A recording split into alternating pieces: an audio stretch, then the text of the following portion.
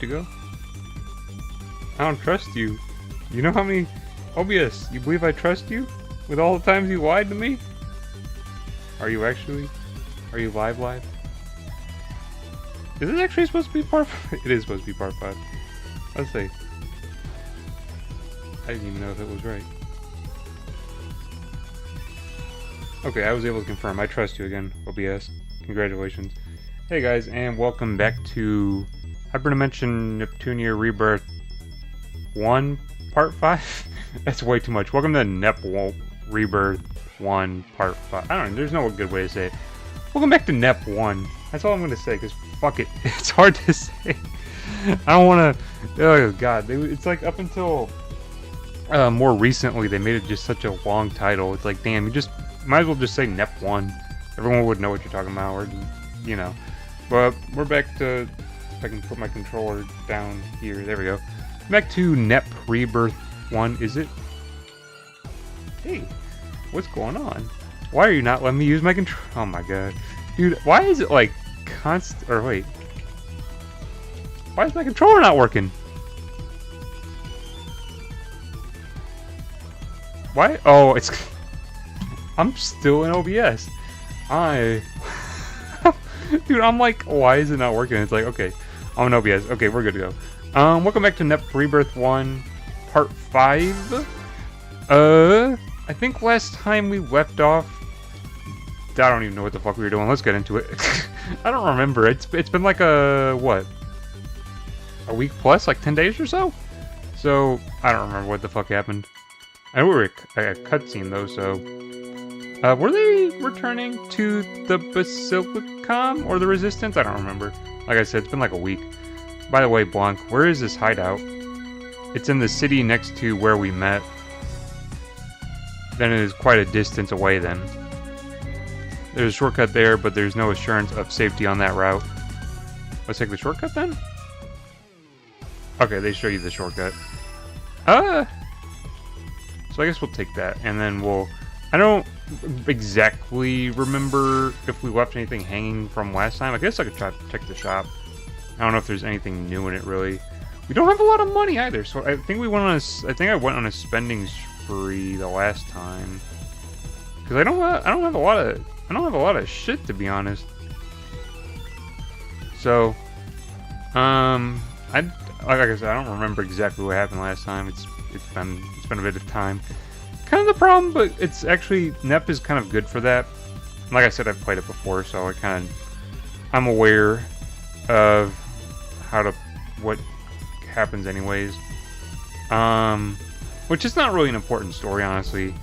But we'll go to that map. But I think I talked to... Or I didn't talk to everyone. Okay. Whoa. Most of the time, these are just plans. I don't think... If I do more Nep games, I'll probably never really read over what these things say.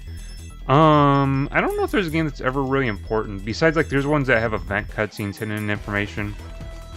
Rebirth 3 does that, as far as I remember. So, that would be a different case. At the same time, I don't know if we'll ever play Rebirth 3, honestly. Okay, so Hyrule Snowfield, because, you know, really, you know, being subtle, Louis, Hyrule, you know, they're not very subtle. Now, some of these, for me, I don't really pick up on.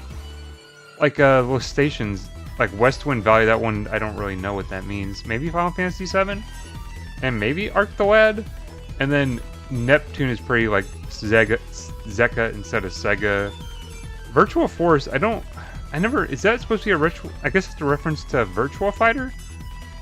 And then, let's see, Mako Forest, I don't know what that one is, but MS Mountain, like Microsoft Mountain, Halo Mountain, that's pretty on the nose, but anyways. Is it gonna be right into a cutscene? It's actually not right into a cutscene, okay. I like playing these games. Like, turn-based games are actually really good for this type of, like, stream setup that I have. Where usually I, like, do one stream a week of the game. Because, honestly, it's like, you're not gonna really forget shit, honestly. As opposed to something like an action game, I tend to be pretty forgetful of the controls of that. This is pretty easy to remember. My monitor is getting dirty. I haven't cleaned it in a while. But you won't forget the controls easy on a turn-based game, because I mean it's just a fucking turn-based game. There's not a lot of controls to really memorize. I think we're... So, if I recall correctly, I had leveled up a decent amount in part 4. So I don't think I have to worry about grinding, really. That's just as far as I recall. I think I did a decent amount of grinding in part 4. I mean, because they're all level... Like, level 46 is pretty good. So that means Pishi level 48. That's actually pretty good. Yeah, I don't exactly recall. I do think we did some Metal Dogu grinding last part. I think I remember that. I think we did a decent amount of it, like I said, to where level's kind of not really a worry anymore. Because that's the thing about those Metal Dogus. They give you them... They give you them so... Words.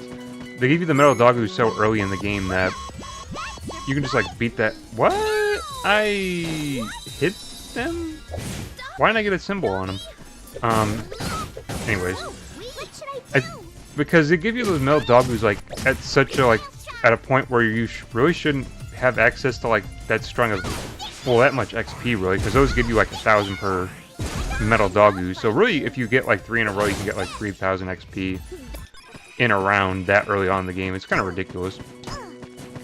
For the context of Nep Rebirth 1, they never really do that again. Like, the only one I can really think of that kind of, or... I have to really think about it, because Rebirth 2 doesn't really let you do that, or 3.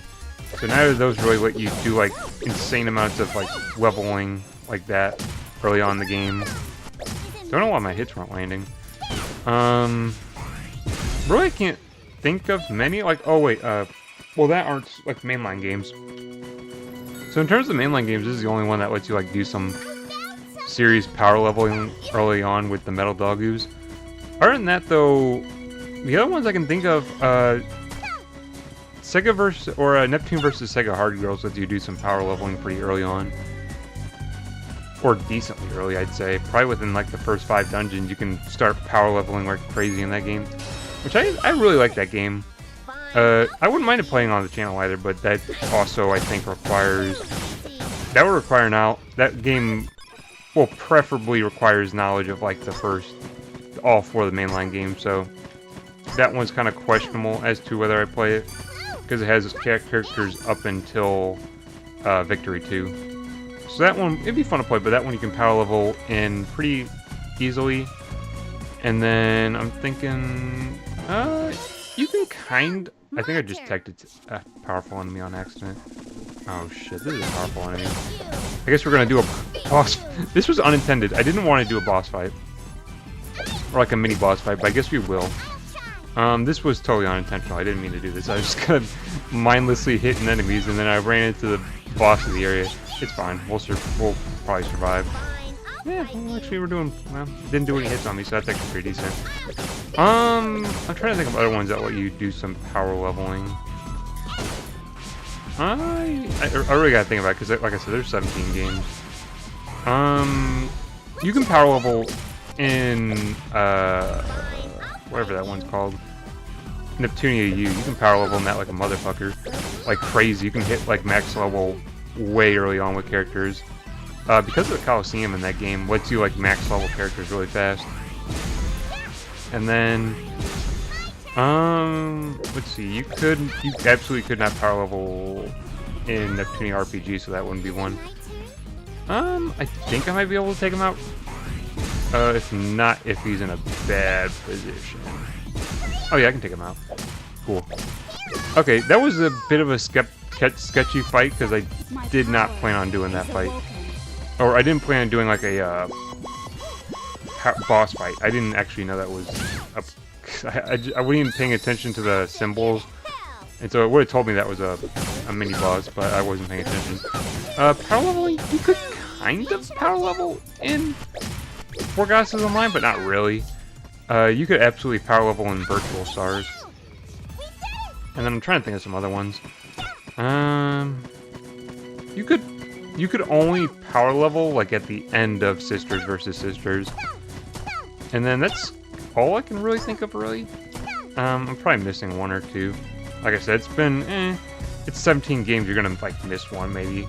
After that though, I don't think there was there were some that weren't really RPGs, so, you know, you can't really power level in those if they don't have the RPG elements. But I don't know. There's some fun games in the series I'd be to play on the stream. Like well, I don't know. There's some. I have some thoughts of games. Like after this one, I have an idea of what I want to stream. I just haven't bought the game yet. At least on the PC. I already had it on the Switch because I pretty much play everything on the Switch or on the Vita. Because really good consoles. Vita, most underrated console of all time. I'll say that until my fucking grave, by the way. I keep getting surprise attacks. It doesn't matter because they're not that... They actually kind of hit for something. Most underrated console of all time, and I'll say that until I'm fucking dead, dude. Because people don't understand, dude. The Vita is so good. And like, oh god, it's a shame that it failed. Still got hella good games on it though, so I don't know if it really matters. Because it has 8 Neptunia games on it, and it has the Versus series for Senran Kagura. It has Persona 4 on it, which is fucking amazing. A really good, like all good ports too, for what you can put, for a console that you can put into your pocket. It's just insane. I kind of miss that. I kind of miss that era of gaming in general, though. It feels like it's kind of gone. Like having pocketable portables or handhelds, I guess. Because it seems post-Switch, everything went towards like something you might throw in a bag or something. So you can throw a Switch in a bag, and you can throw like a Steam Deck in a bag, I guess. Even though that thing is fucking massive. Don't care what anyone says. People are like, oh, well, I thought it was big, but then when I held it, it wasn't as big. It's like, nah, dude, that thing is massive. Like, it's a whole ass thing. But I mean, it's cool. I like my Steam Deck. I don't really play it that often anymore. Won't diss it though. I absolutely loved it when I got it. The first game that really blew me away on the Steam Deck was Battlefield 1. Running on the Steam Deck, because it was like, holy crap. It was kind of like a Switch 2.0 almost, like which, you know, kind of a shame Nintendo missed that window, because they'll never have that reaction for Switch 2, unfortunately, because they just, well, the Steam Deck came out, what, 5 years after the Switch came out? So maybe you see the treasure boxes are kind of hard to see because of the snow. You can't really blame them because it was like 5 years, so it was like that was like nearing end of life. But that was like little like that's like late middle, nearing end of life. Because what, the Switch has been out for like 8 years now, which is actually kind of insane. Because I remember the day I played fucking Breath of the Wild and was just blown away by it. It was like the most insane shit. I was like, I can't believe that I'm playing this incredible game in the palm of my hands. That was 8 years ago, apparently, which is insane. Like I said, I can't believe that because it really didn't feel like 8 years ago. But even though, yeah, well, it makes sense, but it really doesn't feel like it was 8 years ago that console came out, and now we're nearing the Switch 2, which, you know, I'm gonna get one either way. I'm gonna say that. Unfortunately, it looks like they're actually making it bigger, which I don't like. I like the, well, I liked the original Switch's size was fine. I think the screen was 7 inches. Still a bit big for me.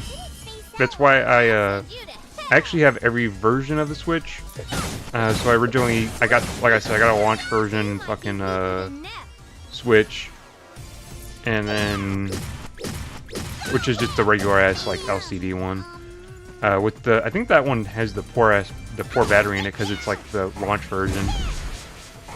Then I got an OLED, which I went from my LCD Switch, my launch day Switch, to the OLED, and that was cool. I really didn't notice the difference though, honestly.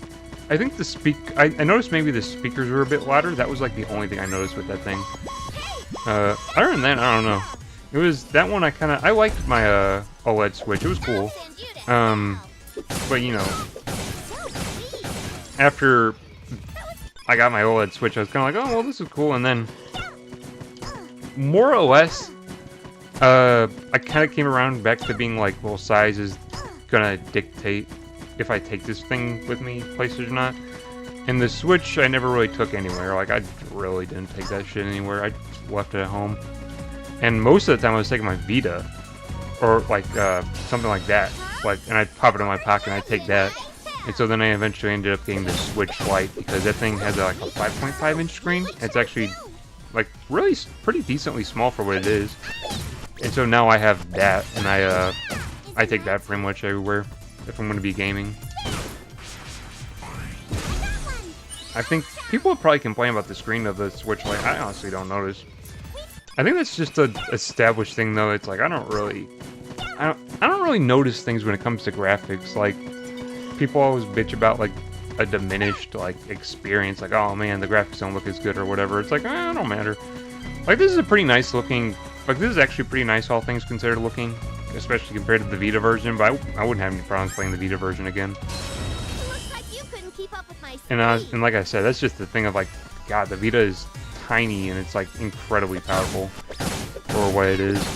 Like I said, really do miss that era of handhelds. Wish we never really left it. It's kind of a shame, because I do love the Switch. And, like, I honestly gotta love the Switch. I don't know if I would say it's my favorite console of all time. I don't know what I would even designate my favorite console of all time.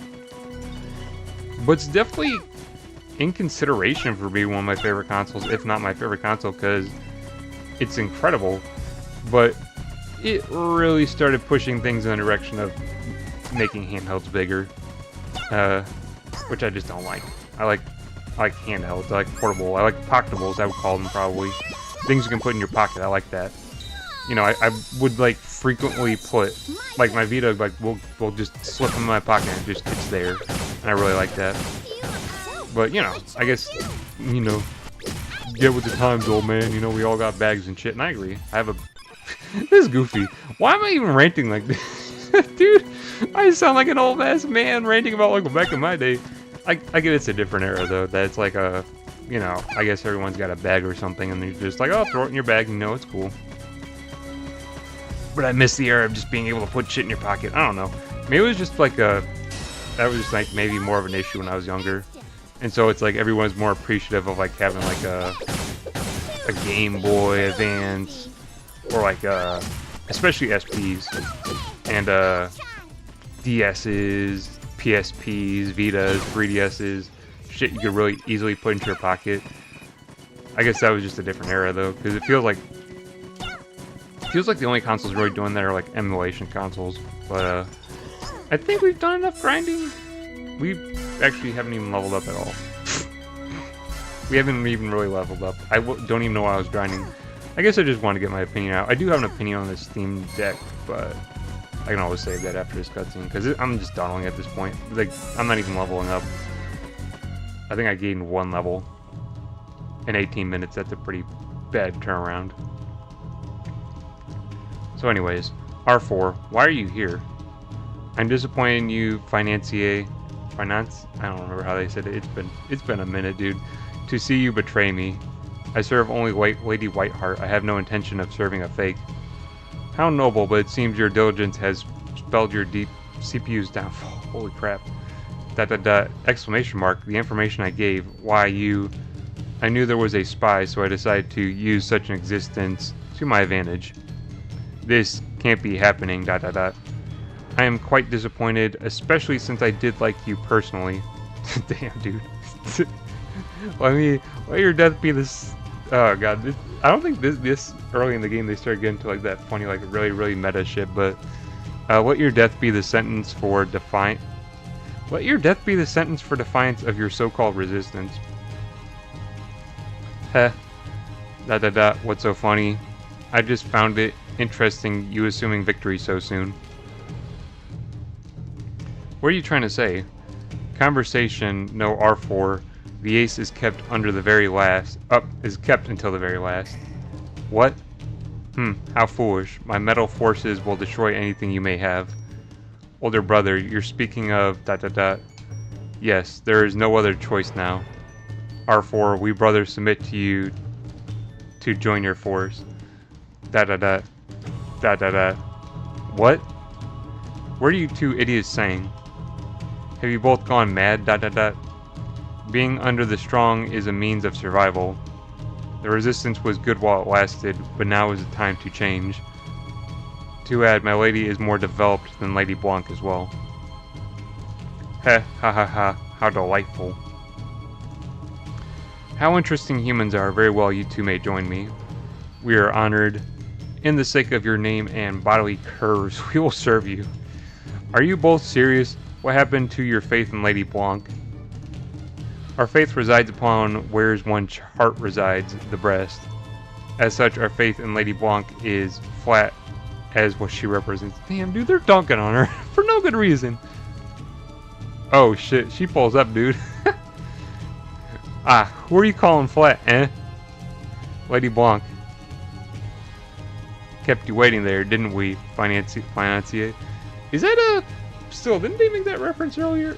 That's a Metal Gear Solid reference, but I don't remember which one. Cause isn't it like a Big Boss or Snake? They go, kept you waiting, huh? I think that's just a regular ass phrase. I don't think that was exclusive to Metal Gear though. Sorry to keep you waiting. Oh, how irritating to see all of you alive. Eh. So is she the true enemy? You look like someone I know. Well, you look rather tired. I will kill you along with Neptune. Neptune? Wait, where is she? Nep? Nep is right. Huh? Where's Nep? Wasn't she with us? Ha ha ha. Ah, she must have run off. Kappa, just a thought here. What is it, Iffy? She's a bit short upstairs, isn't she? If you don't say it in front of the old lady so loud. I can hear you girls loud and clear. What's that about old and upstairs? Yikes, she heard. Huh? The BGM stopped. Dude, I love this game and it's like meta references. What's going on now? 1. A gaming goddess appears to rid the world of the wrong. This voice? 2. To rid the world of pirated copies. And 3. To get rid of the grumpy old lady. I am Neptune, at your service. ... What are you doing? Ouch! Iffy, I was just making a hero entry back there. Way to break the tune.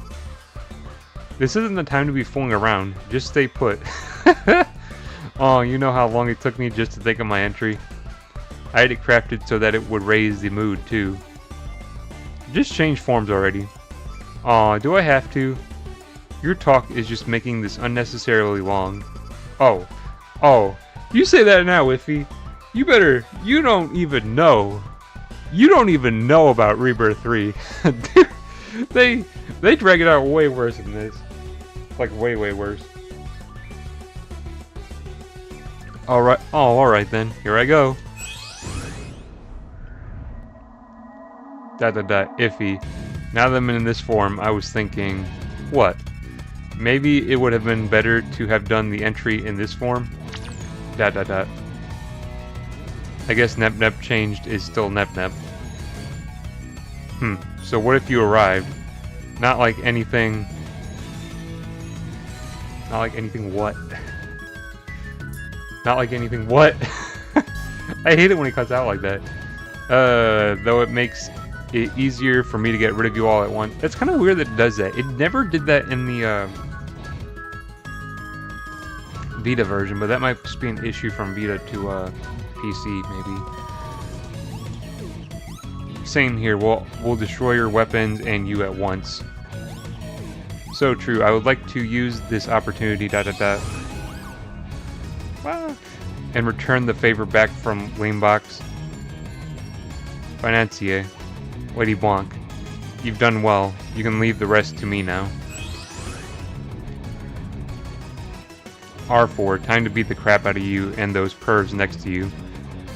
All words. Let's see if your actions can follow. This song goes so hard, dude. Target acquired. I love it, dude. Dun, dun, dun, dun, dun. Dun, dun. The bells, dude. I love this song. It's probably my favorite song from the first BGM. Or the first game. Second game, I have a very, very specific song that I like from it. Third game, I don't really remember the soundtrack that well. And then Victory 2, that's such an easy pick, honestly, for like a favorite song. Like, it's too easy. Like, when you talk about Victory 2, it's like, oh, what's your favorite song? Dude, too easy, like, right off the bat. It's so easy to pick a favorite song. And first 3 games, kind of harder, but I would say, like, Rebirth 2, I, like, immediately have a song that I love from that game. I wonder if any of the DLC that they added later on puts that song in this game. I wonder. I doubt it. I think it's the BGM for Rebirth 2's Virtual Forest, which is like the first dungeon you enter. I believe that's the BGM for that game, or the BGM for that stage. It's God, the opening. It's a mediocre song after like it's a pretty decent song after the opening, but like that opening is like killer, dude. I love it. These heaps of junk again. Damn it. We're going to the fight. What is this? You may not be able to use skills in certain battles. I don't remember this. Some bustle conditions may be present themselves where you are unable to access items or skills. Jammer pods. I don't really remember this, but it probably was a thing. I just forgot, honestly. Kinda strong. Fine, I'll fight you. No, but like the I think this is probably the jammer pods they're talking about. I don't know which one is which. What's the analysis button? Is there? Oh, that's the controls.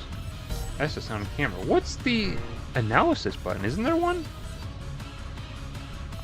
Isn't there an analyze button in this game? Am I thinking wrong? Am I wrong? Is there no analyze button in this game? I could have sworn there was. It's so weird if there isn't an analyze button. Or if I just don't remember. I don't know who's jamming then. I'm guessing that one says item jammer, so that one's probably jamming use of items. I can go anytime.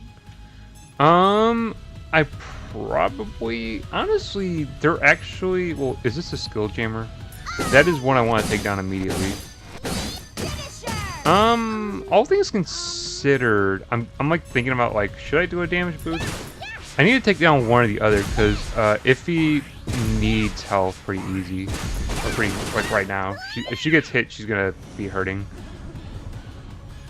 Like I said, if they can hit her. But they're putting the work on Pishi. I mean, but geez, I'm already taking down like I mean, the self-defense system is way down. So I've had to have done grinding because otherwise this would have been a drag. Because there is no way I should be like whooping ass like this, unless I did grinding. So yeah, that was a pretty breezy fight, all things considered. And we got some level ups too on the way, so that's cool. Huff. I forgot what I was gonna say. I was saying something. Dude, it's so weird to have my contacts in, so my eyes are gonna be so like glassy and watery because my contacts are in. It's so weird. I can see like the world in HD. Because usually it's like I get my shit done for the day, and then when I'm done with my shit, I just kind of chill out and I pop out my contacts. And so I usually just like pop them out and I'm like, I'm running around blind, you know? I did everything that I needed to do for the day or whatever, and so I don't need my contacts anymore. That's pretty much until I go to bed in the morning. And so I just have my contacts popped out and everything's blurry. So actually to be looking around like seeing everything is so weird. And honestly to be able to it's kind of warm today. And so usually I wear a hoodie, but I'm actually wearing a shirt, as you can see, you know. It's kind of weird to be wearing a shirt too. And just sweatpants, because I'm not used to that. And also I'm wearing my Noir t-shirt, because I got a set of shirts a while back, but this one just has Noir on it. It says at the bottom though, Noir. Does it? What show? Come on camera, work with me. There it goes, whatever, it says Noir. That's actually the version from Four Goddesses in Line. It was in a set actually, with Neptune, and then Blanc and Verde as well, so I have those shirts as well. There was one for like there were some weird ones too. There was like Pluty and fucking what was the other one? Uni? I think that was the other two that they had. which is kind of weird that they had those characters and didn't have like other ones, like because Plutie doesn't even in 4Geo, she's not even a playable character, so it's kind of weird they have her on a shirt. Uni kind of makes sense, but I don't think she's really that popular of a character. Or maybe she is. I don't know. Honestly, I don't know. There's just so many characters that I'm not sure. Anyways, weird weather and weird everything, I guess, and weird to see everything clearly. It's never really affected gameplay though, because like I can see when I'm don't have my contacts and I can look at the main monitor and see pretty well, and I look over at the one that I have OBS at that I'm looking at right now, and I can see everything pretty well. And then, but the second I look over, which this is looking like over, because that's my third monitor over there, because I have a weird setup. Eventually, I got a new PC, because I'm using my laptop for streaming. It's kind of weird to use a laptop for streaming. It actually works pretty well, but I wanted to kind of lay off of it, so I got another PC. Another desktop kind of PC though. I've been in terms of like PCs and shit, I've been like blowing money. It's kind of stupid, honestly. Cause I don't know, I have so many PCs, because I have my Steam Deck, and then I have my GPT Win Mini, or my GPD Win Mini, which is just sitting right there. It's not open, it's in the case, and so is my Steam Deck. And then I have my laptop, which I forget what it is. It's an Asus of some sort with a pretty nice set in it. And then I have my new recording PC, which is a B-Link SCR8, which is actually pretty neat. I already recorded some videos on it. Incredible, honestly.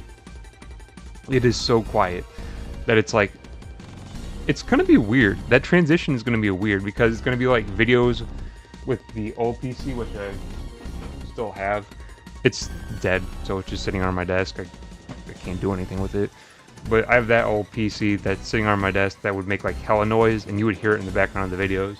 This one doesn't make like any noise, and so like when I'm talking, I went back and I listened to it with headphones. There's just nothing in the background. It is so weird, especially considering that I've had a track record for like how many years now? 6, I think. Like 6 years of just there being that PC noise in the background. And then probably like when those videos come out, probably in 2026, it's just gonna disappear. There won't be any sound in the background. It'll be so weird. But I have one that I haven't set up yet, which is a Minis Forum HX100G. I don't know if it's more powerful than my laptop. I'd imagine it is. I mean, it's got some decent specs on it. I think it's all AMD parts. And I don't know how those AMD parts compare to the ones I have in the Asus. I know the Asus has a 40 series RTX in it, and then a 13th gen?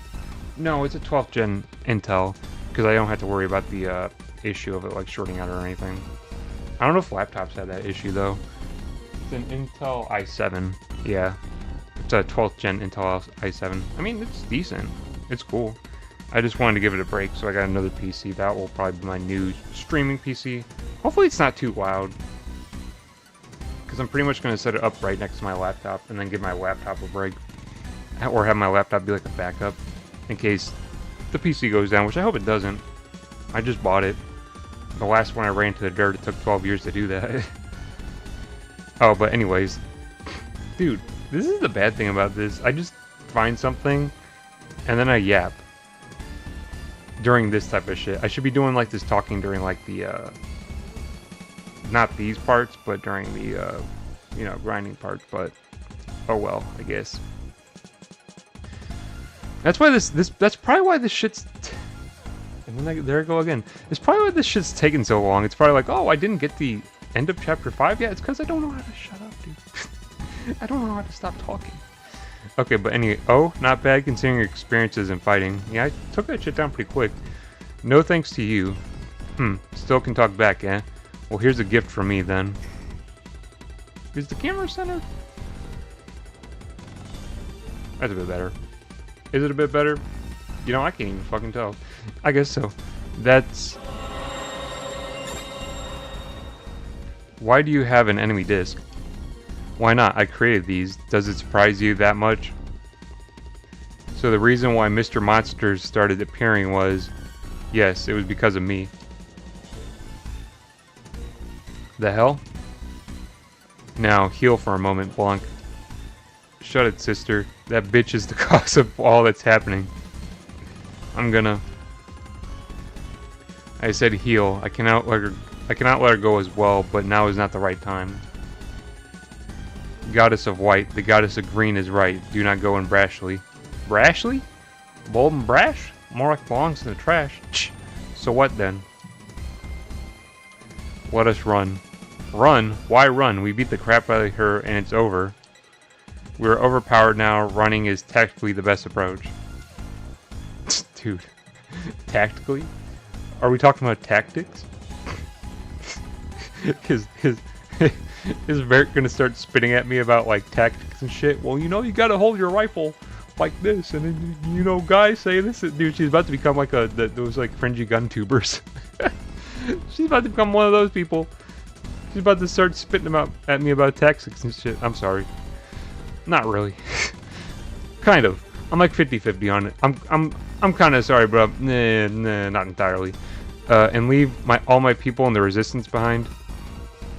I said that on the... I did not say that. On the contrary, we should fight to let them escape. Escape? Escape. Dot dot dot. Blanc. Dot dot dot. I know. Damn it. I guess that's all I can do now. So there you have it. Financier run. We'll keep the enemy at bay. All members of the resistance, please head to Leanbox. Understood. You think I'd let you go that easy? Go, my monsters. What? Financier. Now is the chance to escape. You dot dot dot. Are you betraying me? Misfire is common on the battlefield, you know. As what older brother mentioned, we are always on the side of the strong. The victor is neither you or Lady Blanc. It is Lady Vert and us brothers. Okay, I'll say it first, but they really suck. I was about to change my view of them, but I guess pervs are pervs. Vert, Blanc, you both escaped with Financier. Did I just hear right? Neptune, did you tell me to run? Dot dot dot, you're the one to get Louis back, so you need to get out of here safe. Why are you doing this? I told you, we need to help each other, and we are friends, right? Neptune, dot dot dot. Alright then, I'll leave it to you. Vert, you go too, it would make their entry to Leanbox easier. Yes, but that means you all will be fighting without me. That's fine, Lady Vert. This isn't the first time we fought with Nep. Bleh. Yes, we are all as one since we met Nep. If so, I fare you well then. I will return as soon as I am done. I'll be waiting. Blanc is left, Vert is left. And really, we don't... I'm kind of confused, because, like I said, it's been a while. When does Noir come back into the picture? I really don't remember. Well then, I will join you. Well then, I will join you folks. It really doesn't matter because I'm playing with fucking DLC characters. Mages, are you sure? As before, a certain one would be saddened to hear ill of you. I think I know who they're talking about. Only a few of you left.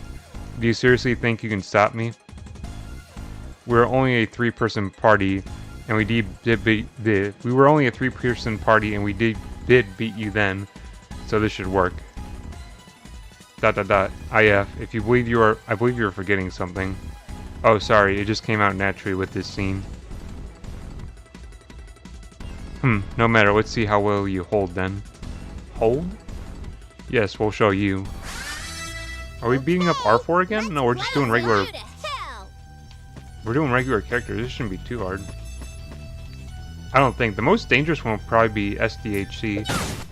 The other ones should go down relatively easy. And we're still in EXE Drive, so this really shouldn't be a problem. They do decent hits, but I'm not really too worried about it. Like, I don't even need to really go nuts. Okay, so we can, I think, maybe we can make her hit both at once.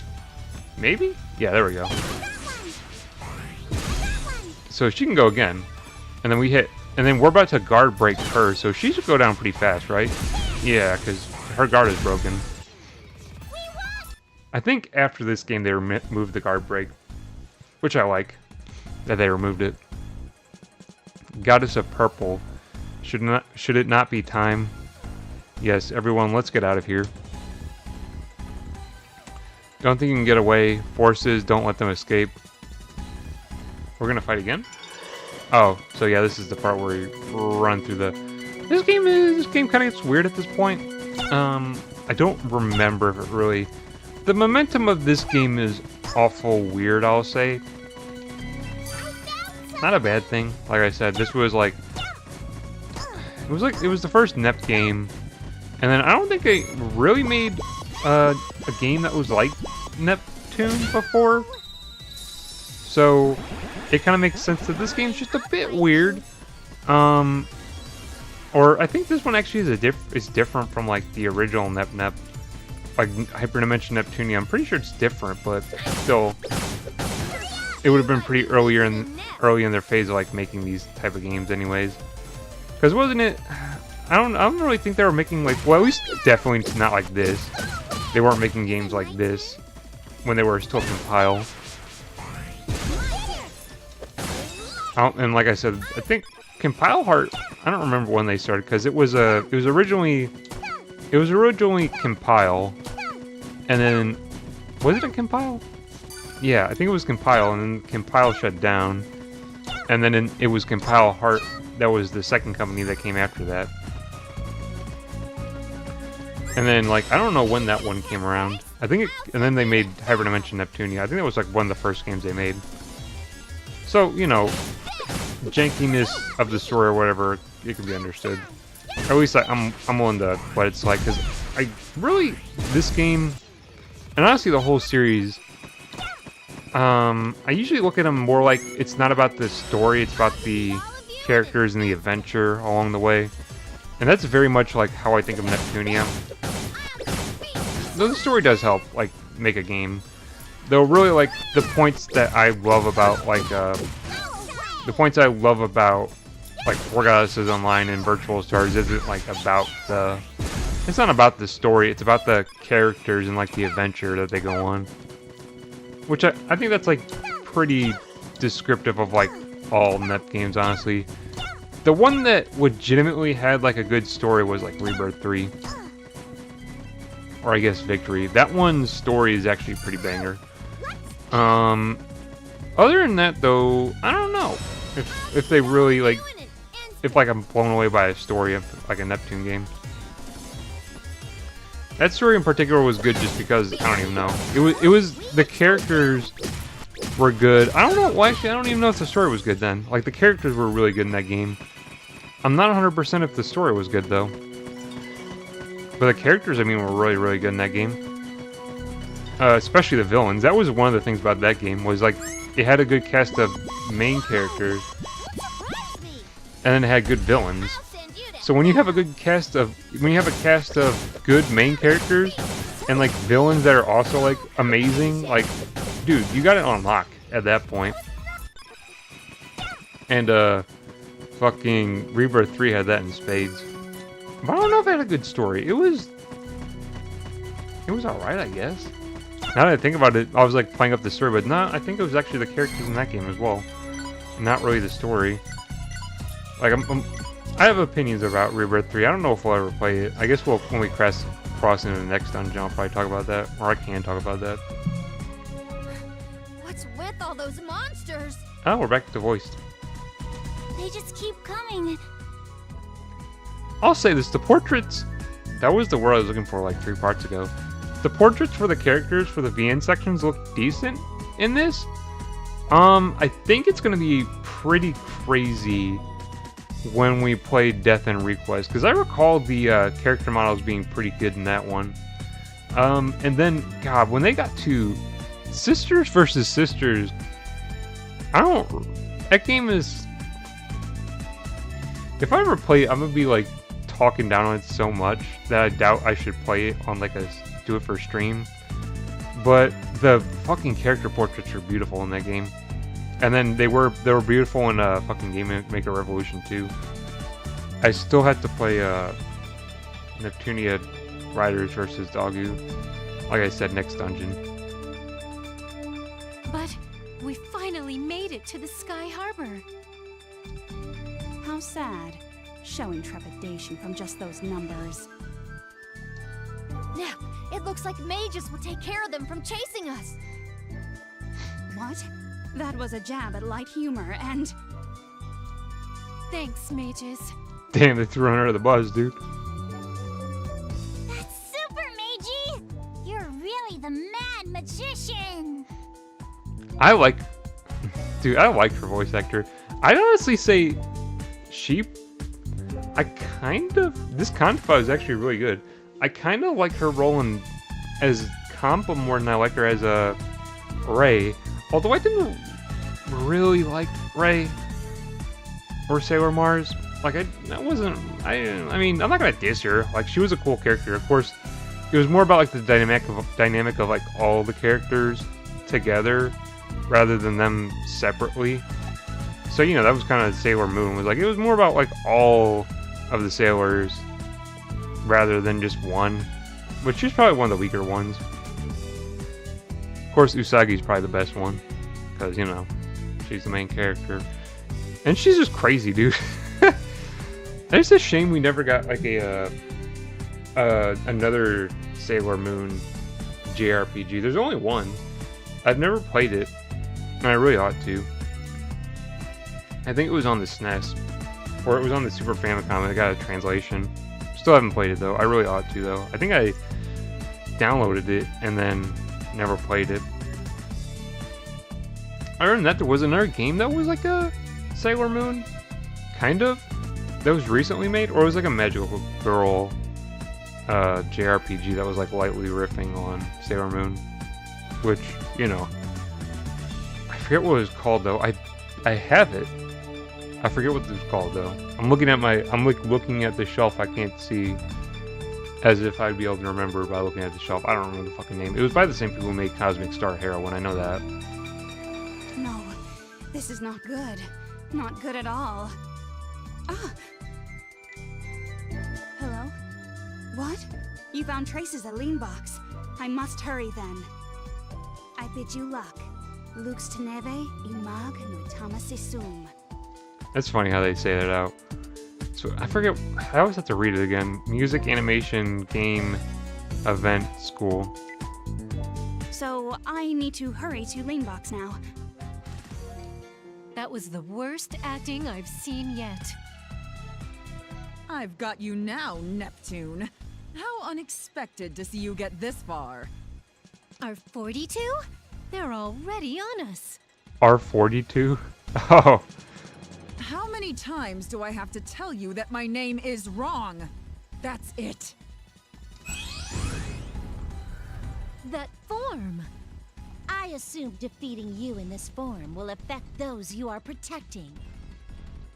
No matter what form you take, those are all fakes. True, I am a fake.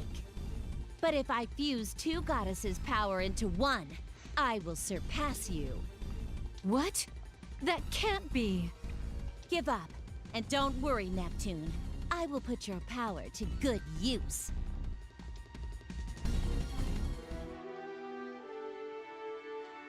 You saying a fake is better than the real deal? Blonde! Hold If you haven't forgotten, I am here too. Vert too. Why are you both here? What was that? Well, I did promise that I would return, did I not? Vert. It's Vert. That's how they said it, I swear. Hey, I ain't a jerk to the ones who are doing their best for Louis. Blonde. God, I hate the way they say names in this game, dude. The only two, they say Neptune and Noir fine, but Blanc and Vert are, no, it's not Blaine and Vert, or whatever, however they say it. It's disgusting. It's disgusting. And the way they say last station, There's so much shit that they say in this game that, like, ugh, I don't like it. Oh yeah? And you're the one who said we're friends, right?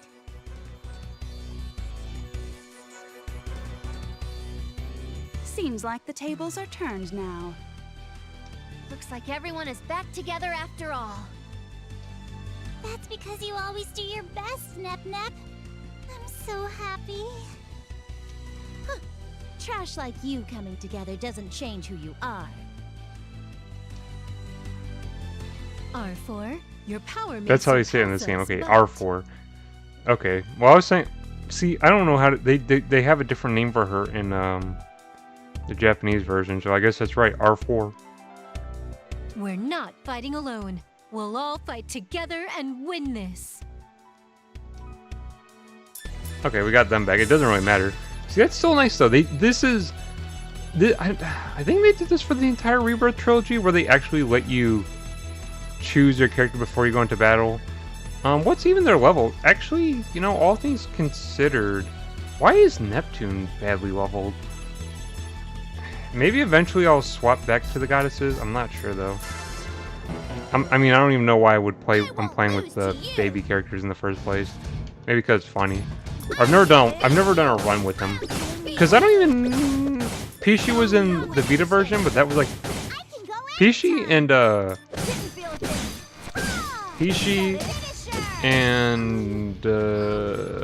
Pluty. I don't know why I forgot their names. Were the only DLC characters in Rebirth 1 for the Vita.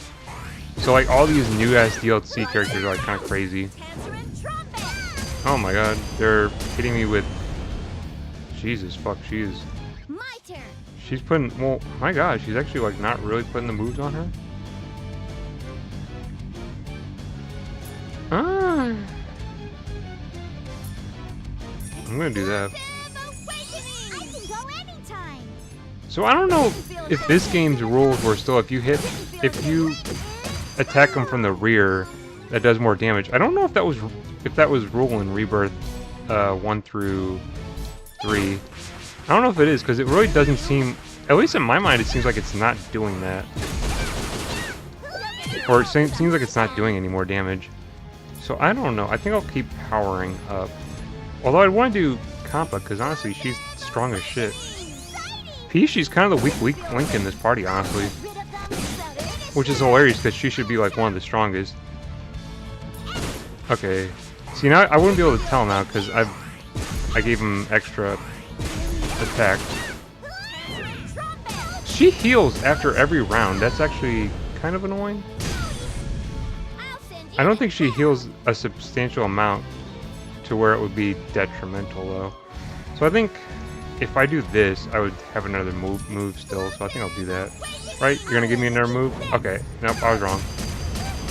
This game's so weird. It's like you have to, if they give you 2 character slots in a row, you have to beat the character in order to access your second, whatever. What's the word? I don't fucking know. In order to access, like, your second phase of attack, you have to defeat an enemy. Either that or you have to use a support roll? Well, that's what I thought, because I thought, so if I use a support move right now on Kampa, do I get another move, or is it just going to be back? Yeah, okay. You have to defeat a character in order to get that second move then. It's kind of weird. Just kind of weird. Because it's weird. It's just, it's weird. I don't know. So we'll heal her. I think that should be it. We should be good for this. Honestly. I think if I hit her... Yeah, well, we're good. It's whatever. That wasn't too bad. I'll be even level. My love, I'm not. What is this? None of my party characters really went up in level. And then it goes back to unspoken dialogue, which is the weirdest shit, dude. Because it's like... it goes from spoken to unspoken. Like, just back and forth, back and forth. It's so weird. Especially when the cutscene prior had voice acting. It's so weird. My voice acting isn't great, dude. What? It's because I don't do any. I just read it flat. Why? Why can't I win? Me with the power of 2 goddesses. You're quite tough taking on all of these blows. I can fix that. I'll just beat the crap out of her until I get my stuff back. This is the end, R4. We'll end you and return Louis back. We'll have you return Louis back to us. You can take this same sad land of yours, but you will not get the powers I have. Never. Where do you... She disappears. Kia! Everyone, are you alright? Dude, we're not even at the end of chapter 5 yet. Or 4. Yes, somehow. What happened to R4? Vanished again, I think. So I assume we are the victors? We won? Yeah, but that old hag got away. Well, what was lost was recovered, so I say we should rejoice over that. Yeah. Okay, and then we're probably gonna go back to Louis, or no? I guess not. Weird. I'm getting plans for something. Is it just change items and strengthen? Okay, did I do any guild missions? I guess not. Dude, there's King Crabs. I could have had half of that done already if I knew. I'm not really focusing on missions in this playthrough. Which, like I said, in turn, I'm not getting the good ending or the true ending. I'm just gonna get the normal ending.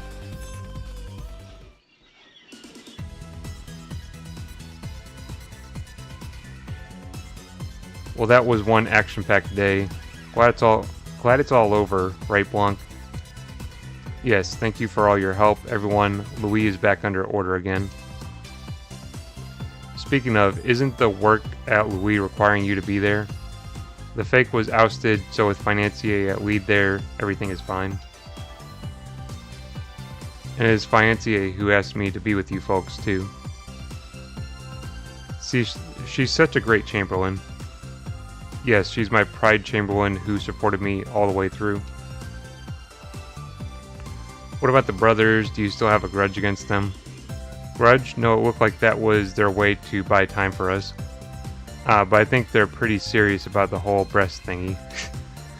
Did you say something? Oh, nothing at all, ma'am.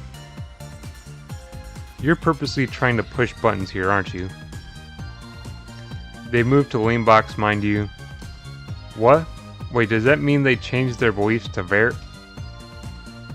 They said that with Vert around, they can't serve me even if they wanted to. Whoa, steady there, Blanc. This is Kampa's room, so settle down there. Personality issues aside, they are capable, so they should be of use to me. Use, eh? But are you sure about that? I think that Yvoir and Ranran are in lean box, so I'm sure they will get used to. Wait, that's not what I meant. This tone. It must be from Ranran. Hello, Vert speaking.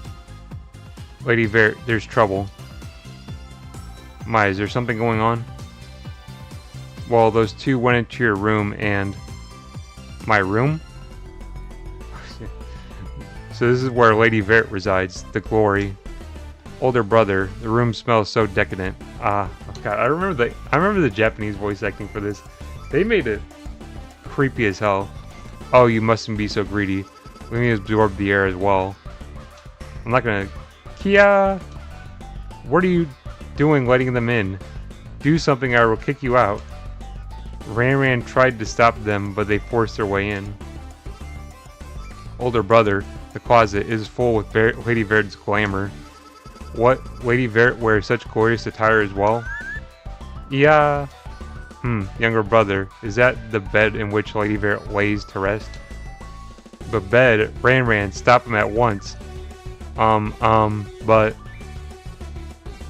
Dive to the receptacle which carries Lady Vert's bosom nightly. Most certainly, older brother. It's so weird to read out loud. No, stop. Yahoo, bouncy, bouncy. Bouncy, bouncy. The bed is so soft, bouncy, bouncy. Yes, soft, wet, quite firm, is it not? Much like Lady Vert. The fine silken sheets permeate with Lady Vert's aroma. Oh, such ecstasy. Dude, Why? Dude, early compile heart was wild as fuck. Like, dude, Mugen Souls is like as crazy as this shit. Isn't that like no? That's like no in Japanese, isn't it? Yeah, it's no in Japanese. Yeah. Wow, I bet Vert can out-scream a Banshee right now.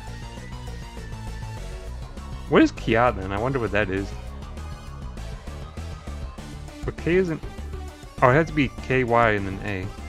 Younger brother, we must find that next. Yes, older brother, that must be around. What's that? Ran doesn't know what you're looking for. Why, there's only one thing a man tries to find in a fine lady's room. Oh shit. What? I must go to Leanbox and destroy some unwanted intruders. Vert is super mad. I guess that's how Lady Vert looks when she's mad. Later we heard screams of agony from the cell that Vert left behind. What are you doing adding narratives? Ah, well, we all know where this is heading, so I figured, why not? Oh, but anyways, Blanc, you're going to be with us in our party, right? I may have to go back to Louis sometimes to take care of business, but if you will allow me, I'd like to help you out. Blanc, welcome to the team. Yes, looking forward to it, Neptune. Oh, yes. Financier asked me to give this to you. Isn't this what you're looking for? A key fragment? She found it in R4's room. I can't believe she had the one for Louis with her too. Thanks, Blanc. Now we have 3, all thanks to you. No, it was Financier who found... Oh, skip all the details. I just want to say thanks to you, Blanc. Neptune. Now that we have the key here, maybe we'll get another chat again? Oh, right, the usual Histy Hour show, right? Histy Hour show? I think it's faster to hear what happens, Lady Blanc. Here we go. I summon you, Histy Alakazam. It's been quite a while, everyone, and a first time for you, Lady Blanc. This voice is Histy? My actual name is Histoire. I am a tome. I've been sealed, so I asked Neptune to search for the key fragments. Okay, ... I'm sorry for the lack of details here. There's very little text space to use. IF, Compa, can you please provide more details of Lady Blanc later? Yesy. Hey, Histy, aren't you forgetting something else to... Hey, Histy, aren't you forgetting someone else to give the details of Blanc? No, you're fine, Neptune. I can't expect you to give details well, so... Way to be subtle to me, but that's true. I'm not sure how to explain. I figured as much. Before I go, well done defeating R4 and getting Louis back. You know about all this? Or you knew about all this? I'm the tome Histoire. I record all that occurs in this world. Yikes, so you know about me snatching a pudding last night? Of course, at midnight, at 0:15, you ate IF's milk pudding. Whoa, yeah, stop, Histy. Stop it right there. I see why my pudding was gone when I woke up. Anything to say, Nep? Aye, Iffy, your eyes, it's scaring me. You're not mad, are you? I think I have a good idea already, so what is it that you want to relay? R4's objective, she's trying to obtain all 4 goddesses' powers. Despite being copies, she has obtained Blanc and Vert's power. As such, her next target will be either Neptune or Noir. It wouldn't be nice to see her any stronger. With R4 hurt, I doubt she will act right away, but please be careful. Okie dokie, we'll guard and protect Nep. It looks like my time is up. Please, I'm counting on all of you. No problem, leave it to us. If regarding Nep, that leaves Noir wide open. Well, let's go back to the station then. I'm sure we'll get to see Noir if we hang around long enough. Let's do this. We'll depart as soon as Lady Verret returns. Chapter 4 clear. Okay, so we're on to Chapter 5 now. Well, this is quite a problem. What's the matter, Iffy? Tell it to your old mate Nep here. It looks like we can't get approval to get to a station. What do you mean? We need approval from both lands, but the forms aren't getting approved. So we're being spam filtered or something? Well, I guess that's what's going on. With Avenir in control of the station, this result makes sense. But if we cannot get official approval to get across, then we'll have to sneak in. ... I'd rather not get in the line of the law. I'd rather not get in the line of the law, but we don't have a choice. Well, I guess I better look for a cardboard box to add to do a metal snake sneak. Too bothersome. Yes, we'll just fly there. Fly? Are you forgetting that you are a goddess? Dude, are they just gonna fly right into the nation? Do they not have like an ADIZ or something that'd be like, hey, they don't have like an ADIZ or something where it's like, hey, those aircrafts, I don't recognize them motherfuckers. They're just gonna fly in. I guess not.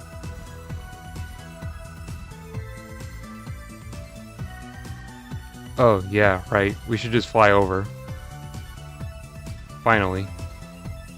Yay, this is the first time I'm going to travel the skies. I can't wait. I suppose you don't expect that soaring the skies is not what it... I suppose you don't expect that soaring the skies is not what it seems.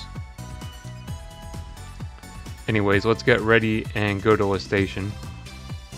Right. Okay, I'm gonna pause it just a second because, dude, I've been doing a bit of reading. It's like, goddamn, I'm getting parched, need some water. But I'm gonna put on pause, probably like, no more than 5 minutes probably. I need some fucking water, dude.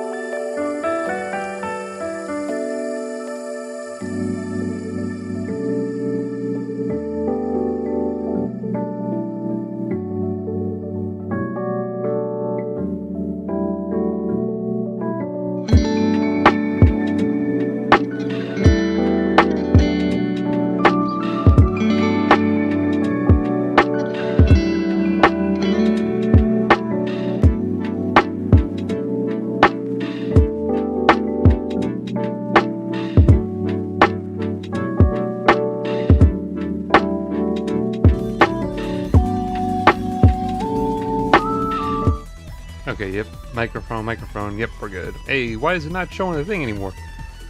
Ah, shit. Click on it. We'll come back. There it goes. Okay, I was worried for a second. I was like, why is the game not coming back? I speed ran water. If I need more later, I guess I'll drink some more. But geez, I was like parched as hell. I was like, oh god. My shit felt like a fucking desert. I hate that. When your throat feels like a desert, it's like god awful. Like that feeling. God, it is hot in here. That's why I got a t-shirt and everything on. It's like, oh, I unlocked the Coliseum? Wait a second. Add character. did I see that right? Did I get the Coliseum already? Oh, no way. Dude, if I already got the Coliseum, it's over. In terms of leveling, at least. No way in hell they let me get the Coliseum this early on. That would be overpowered.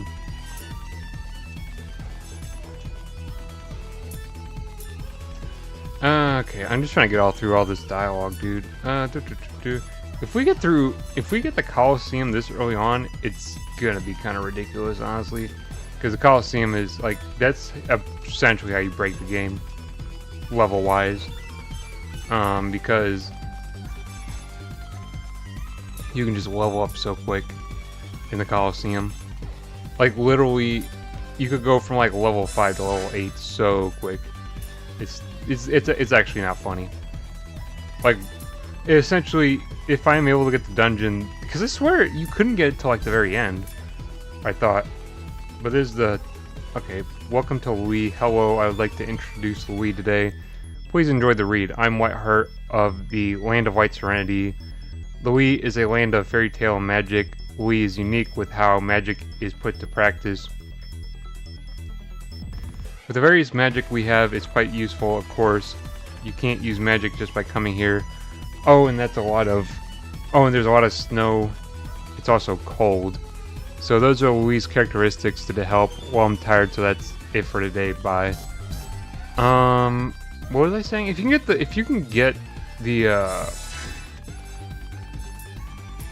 Coliseum this early on, we're gonna break the damn game, I swear. Cause can I seriously get the dungeon this early? I really don't think so. There's no way that I can get the dungeon this early in the game. I'll take it. I don't know what drops a Crimson Stone, honestly. To the wiki. What drops a Crimson Stone?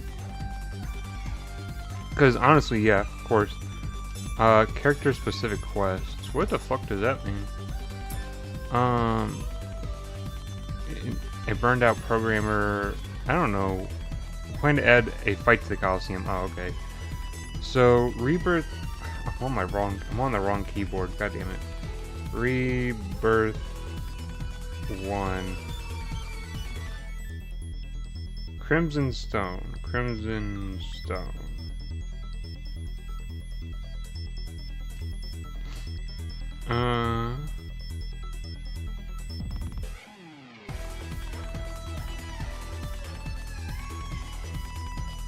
Let's see, gathering, or is it in Neo Geo in depth?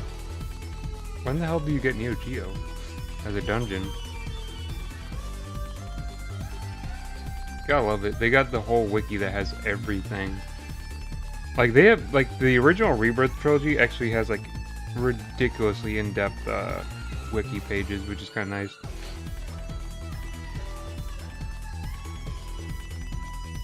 So you can find them Neo Geo Front and Depths, Nasne Volcano and Depths, Noma Cave and Knight's Dimension. Noma Cave and Knight's Dimension. I don't even think I have any of these dungeons right now.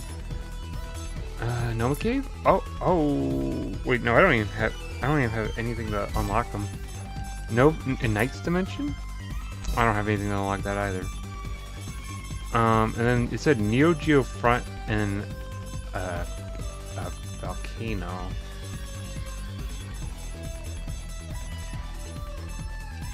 So I don't have the resources right now to get the dungeons? I don't think so. Because I don't think we had Neo Geo or the Volcano, no. So we don't have the resources to get them, at least right now.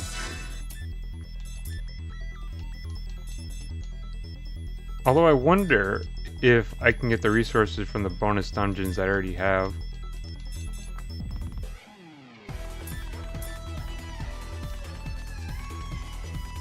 I don't know though. I don't know. Because like I said, some of these dungeons are new to this game. I'm not sure. I think Knight's Dimension is new to this game. Were there any other dungeons I could unlock? Yeah, but I can't.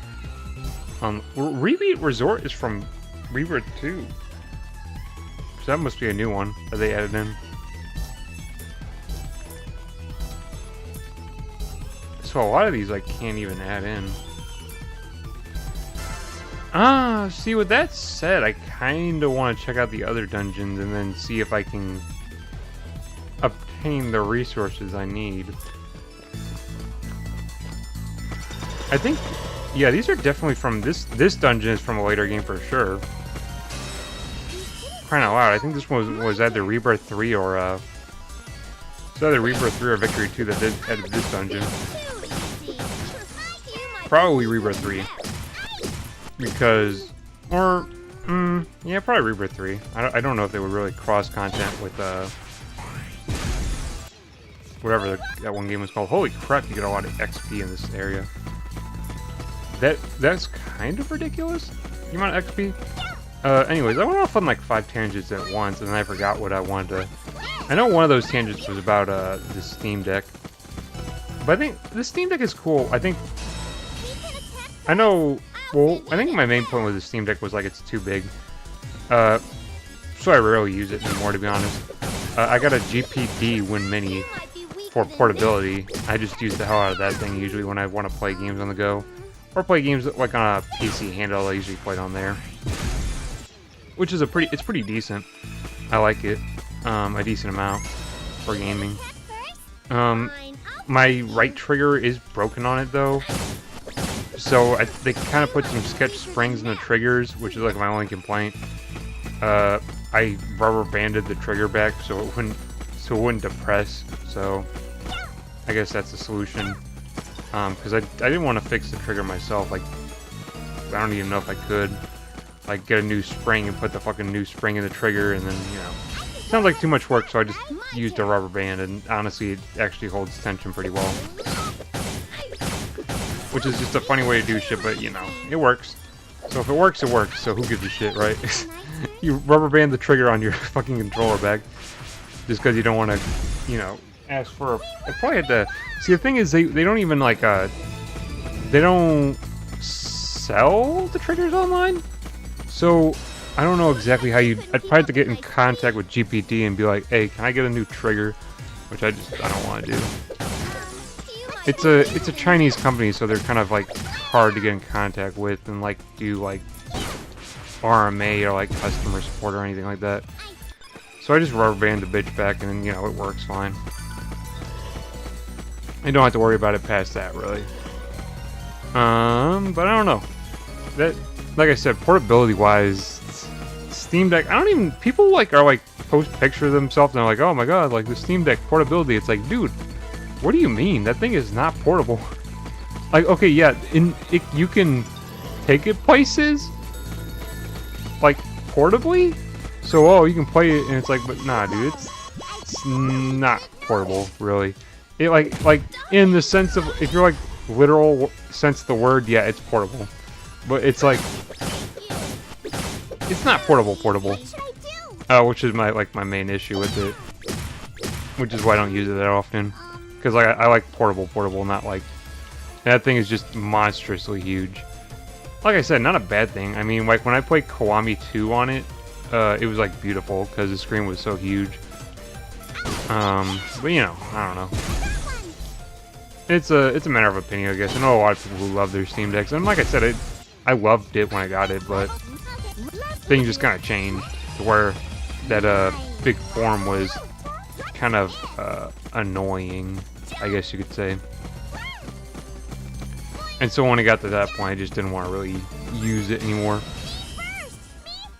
But it's cool.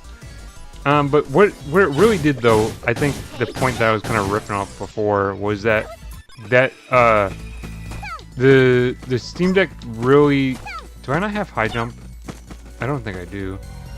Is that something I can get through planes right now, or is that even a plane in this game? It is. I don't know where I would get an AG system, though. Though, it is a thing. What was I saying, though? Oh, the Steam Deck absolutely took momentum away from, like, the Switch 2. Because once that came out, and like the handheld market became like absolutely flooded, because now it's flooded with like PC handhelds and shit, and like everyone's making one, like there's like the Asus ROG Ally, and then there's like what's that one called? I forget. With the one that's like the Switch with the detachable controllers. I forget what that one's called. But then like as well like a million other different types of PC handhelds. Really kind of sucked that wow factor that I think the Switch 2 could have had if it released sooner.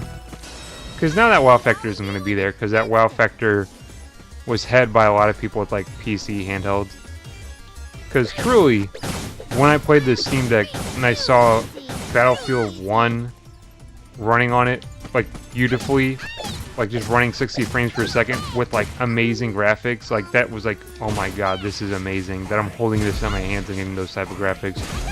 Like I said, kind of took the wind out of the sails of a Switch 2. Not that I'm saying I'm not. I'm excited, I guess, for the Switch. That's the funny thing. Is like I can say I'm excited, I guess, for the Switch 2. I think that half and half comes down to the fact that like I already have enough games to play, and so at this current moment they really haven't shown me anything that's like blowing my mind. Like they really haven't shown anything, really. That's the thing. They haven't shown anything, so it's like, how could your mind be blown if you haven't even seen anything? So maybe once they reveal it more and then we see some games, maybe I'll get more excited about it. But right now I'm like, eh. I'm considering, of course. I want one because I've like, you know, I like them. I like my Switch, so I'd like to have one. They really haven't like made me like excited though to want one, I guess. I want one because I have a Switch, and so I want a Switch too, but I'm not like, I guess I'm not like excited yet about the premise. So they'll have to get to that point, I guess. Hopefully they do with their presentation. If they don't, I don't know. I'm not that enthused about the size of the thing though. It looks like it's going to be bigger than the original Switch, and that thing was already pretty big. It'll be thin, I guess, like thinner than the Steam Deck, but like I said, it's still big. And in my opinion, bigger isn't always better, especially in like the consideration of handhelds. For me, at least, I'd rather have something small than like this huge ass handheld. Like I said, that's just my opinion, though. I guess we'll see when they reveal it. Like I said, I'm so-so. Like I almost feel like satisfied enough to where it's like, whatever. Like, you know, I don't play a lot of new games anyways, really. So it's kind of like that's like something to consider. So like the Switch being like my partner console has always been like, well, whatever. I play older games, or I play less graphically demanding games. Like it doesn't really matter. Like I said, I guess we'll see when the Steam Deck or Switch 2 comes out, or they reveal it, that what's like. Like I said, I want one, but I want one just because I already have a Switch, not really because I'm sold on it, I guess. I don't know. Like I said, there's time for the opinion to change, I guess. But like I said, I don't think, unfortunately, that console won't have a wow factor to it. I think, because I think this Steam Deck, at least for me, took that away from it. I've already seen such incredible games run on the Steam Deck that, you know, once I look at the whatever the fuck, the words left my mind. I don't know what this dungeon is. Donk Kong Ruins. Once the Steam Deck had come out, it kind of took the wind out of the sails of the Switch, in my opinion. You know, that'll be different experiences for everyone though. Maybe some people haven't played the Steam Deck, and so the Switch 2 will be amazing. We'll have to see though, I guess. But I don't know, that was one thing I think. I wonder if I'll Rebirth 3 probably, because honestly, I don't know. See, Rebirth 3, I don't know if I'll play that game on this channel. Because the thing is, it's like, I'm like, when I really think over it, I'm like, the ones I think I'll be able to play, okay, we'll read this. My recommendation, hello, Greenheart here again. I would like to introduce Leanbox Specialty today. First is my favorite, tea. The tea harvested here is considered particularly of high quality. I do love tea as well, so much that I drank a bit too much today. May I suggest purchasing our tea for your gift when you come to Leanbox. Well, until next time, farewell. Okay, we'll see if there's any more blog. There's probably one for that, but we're not going to go there yet. Just yet. We're going to go here as well. My point was, probably Rebirth 2 isn't out of the question for a playthrough, because it's actually, if anything, it's probably shorter than Rebirth 1, so that'd be fine for a stream game, I think. That game's kind of weird in terms of theme, though. Oh my god, I'm murdering them. Okay, we're gonna probably run through this dungeon, because I really don't need to be here. I'm murdering everything. I'm just here to, I guess, get plans and collect items, and that's it. Rebirth 2 isn't out of the question, because Rebirth 2 is like 35 hours long. That's not too bad, right? So it's like 35 hours long is like, that's decent. Like I said, that'll probably be, if I were to play that one, it would take less time than this one would. Probably. So that one wouldn't be out of consideration. And the other ones that I guess wouldn't be out of consideration would be like Virtual Stars, because that game's like 40 hours as well. And it's a really good game. So I'd love to play that on stream. And if I didn't do like, I guess all of everything, it would probably be even shorter than 40 hours. Probably could get it done in like 30 hours, so. Because when I played it, I did like everything. So, I did like all the rhythm game, side game shit in that game. And then like I like max level the characters as well. So the game was an absolute breeze when I played it. And then I also went back through and did the bonus enemies and dungeons. So I pretty much did everything that I could do in that game. So I don't know if I'd do that for like a channel playthrough. Like I said, if I didn't do it, it'd probably be like 30 hours. Which is pretty fair. But, we'll see. Because honestly, I don't know. But like I said, I'm kind of debating whether I would want to talk about like my issues with Rebirth 3. Because kind of I have games I've been considering playing, and so I've been kind of like holding off. Well, some of them I've already voiced my opinion on the other channel, especially some that I'm gonna play. But it's still like no one watched that fucking channel, so I don't want to like be so it would be like the opinion would be kind of like, oh hey, well, here's my opinion, because I don't know. What's the word I'm looking for? I don't even know. There is a word. There's a word describing what I'm trying to look for. So it's I could talk about my opinion because I already did talk about it, but at the same time, it's on a separate channel, kind of buried, that I never talk about. So I'd rather not talk about it in like a video that doesn't apply, I guess, and just talk about it in the actual like playthrough. So that would include like Caligula effect. I don't really have a lot of issues with, honestly. But that's gonna be a playthrough game probably, and then but like Crystar, for example, that will be probably that's a game I absolutely want to play through. Or not Christ. Well, I don't know about Crystar. Cry Machina was what I was intending to say, though. I definitely intend to play through Cry Machina. As a matter of fact, I do plan for that to be the game after this one, because the Steam spring sale is going on right now, and so I kind of gauge what's on sale. And two of the games that are on sale are Caligula Effect Overdose and Cry Machina. Cry Machina, not a crazy deal on it, but I mean I can get like everything for that game for like $60, which is I think that's decent. I wouldn't mind picking it up at that price, even though I already did when I played it on the Switch. That's what I paid for it. But I mean, whatever, all the DLC, everything for 60. It's like, okay, fine, yeah, sure, why not? I don't even know if I'll use the DLC during the playthrough. Probably not, but might as well get it out of the way. But that is, since it's on sale, I'm gonna probably pick that one up, and then that'll probably be the next game we play through. And then I'm probably gonna pick up Caligula Overdose on this sale, and then after Cry Machina, we'll play through Caligula Effect. And then after that, we'll just kind of have to see. That's kind of the plan. Death End Request is somewhere in there as well. So that'd probably be the next 3 games, really. I could go ahead and start, right? I'm still kind of debating how it's about to go. I'm only planning on buying those 2 games though, because really, in all reality, I should say, I probably, like, this game's gonna take a while. Considering I'm doing 1 part a week, it's not gonna get done fast. And then Cry Machina will probably run the same length as this game, maybe shorter. Probably like 10 parts or so. 10 parts sounds fair, because that's like 3 hours apart. Game's about 30 hours long, so that sounds fair. So that game would probably be like 30 hours. But I've been considering like my options. That's probably after this game is going to be Crystar.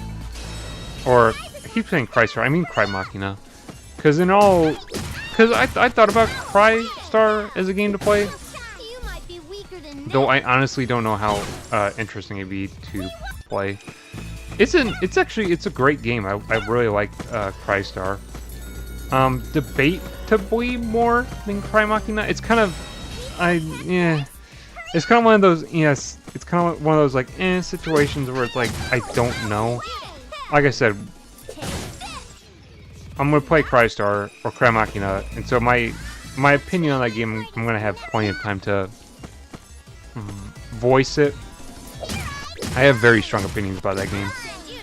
Although, obviously, if I want to play on the channel, there's something positive there that makes me want to play on the channel. Though I have very, very strong opinions about that game. Not all leaning good, like I said. That's something that I can get into, like, in those streams, though. But I do want to play that one. Since it's on sale, I was like, oh, cool. So I can grab that, and then I can grab Caligula Effect Overdose, and then play through that. Because it's been about almost 4 years since I played that game. I played it in 2021, like the summer of 2021, so it was like nearly 4 years ago that I played that game. So I'd love to play that game again. My mind isn't really hazy on it. I remember it pretty well, but I still wouldn't mind playing it again. And then for sure, after we play Caligula Effect 1, I'd love to play Caligula Effect 2, because oh my god. That game is amazing, but of course I'm not going to buy it during the sale because I'm not going to get to it like anytime soon. So why buy it if I'm not going to get to it like anytime soon? I could just leave it for another sale, you know. It was kind of up to I was kind of letting the sale though decide what would be the next game. Which, honest to God, if Blue Reflection Second Light went on sale, that'd probably be the next game we'd be playing. It didn't though. Which is the strangest shit. Like, a lot of things went on sale on my wish list. Like, even Dynasty Warriors Origins went on sale on my list.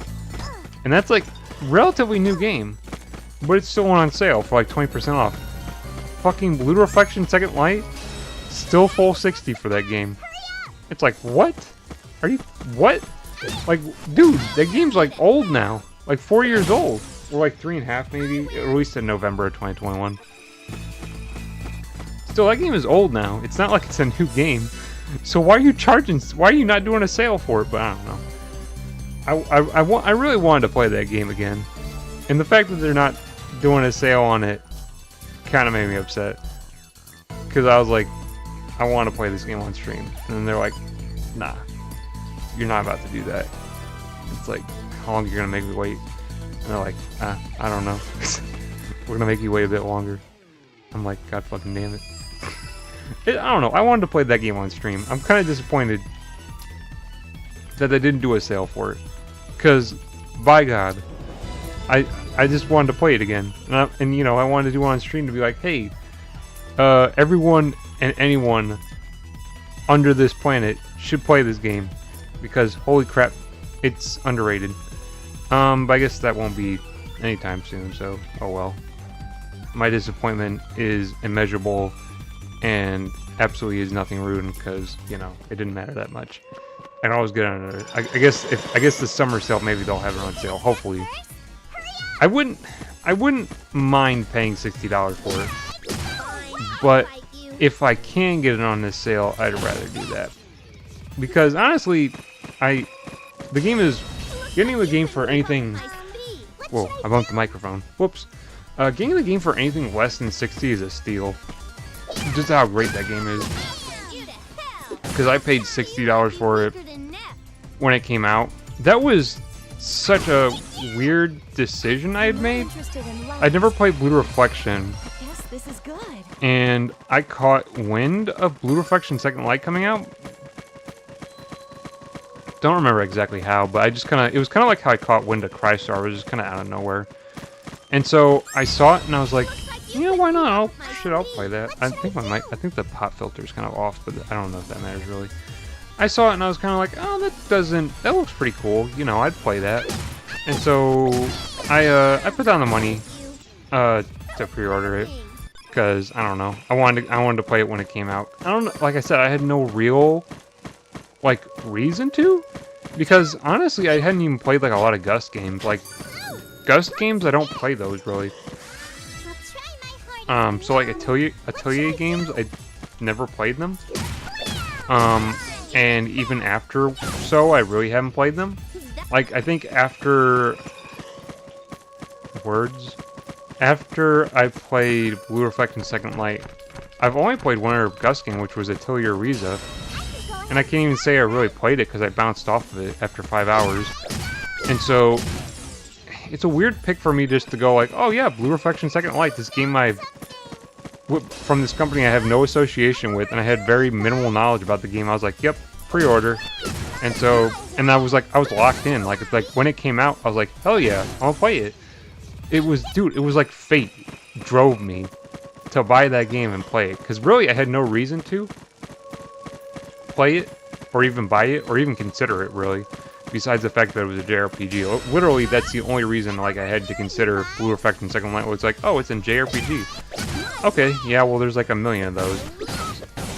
I buy a decent amount of them, you know. So, but that's like, I buy a decent amount of them that maybe like I wouldn't consider normally playing. That I still haven't played. Like, I probably bought like JRPGs 5 years ago that I still haven't played. If I really thought about it, I could think of one probably. I'm not gonna think of one right off the bat, but you know, there is one sitting on my shelf. There's actually probably ones that have been sitting longer than that. I can think of one actually that's been sitting longer than 5 years. It's been sitting there for like 7 years, and that's what the hell is that JRPG called? What's it called? Shining Resonance Refrain is what it's called by Sega. That game's been sitting on my shelf for like 6 years, 7 years. I still haven't played it. So there's one. You know, I buy JRPGs that I just haven't got around to yet. It happens. But the thing is, with Blue Reflection Second Light, I bought it. And that wasn't like a shelf to play later game. That was like, I'm playing this when it comes out. I still, like I said, to this day, I don't know why that was. But I'm glad that it was like that, because, you know, that game was like, I don't even know. It was crazy. Like, I think I've talked about it probably in the Neptunia stream where I was like, there's those core games, like games that like just change your perspective on everything. And just like change, like, there's like games you play that like change everything. And that is one of them for me for sure. Is that like, god damn dude, Blue Reflection Second Light, that game changed everything. Like, it's unbelievable. Like, you play those games that like just fundamentally, like, it's like a core game almost. Like, I was talking about like Battle Network 3, like that's a core game. That changed the direction of every game I played after I played it. And I don't like, see, I was already into JRPG, so I don't know if I can exactly say that was Blue Reflection Second Light, because, you know, but it was still, that was still a game that, like, you know, it did something. It's kind of a weird way to describe it, but it fundamentally changed something. I don't know exactly what, though. I loved it, though. Like I said, kind of disappointed that won't be an upcoming stream game. I guess that'll just be one in the future, since it's not on sale. And like I said, if I can, the sale will put like games on my list that's like, oh yeah, I was looking at playing this for a stream and now I can because it's on sale. Because I think Caligula Effect Overdose plus all the DLC is like $20. That's unbelievable. Like, absolutely, I'll pick that up and play it.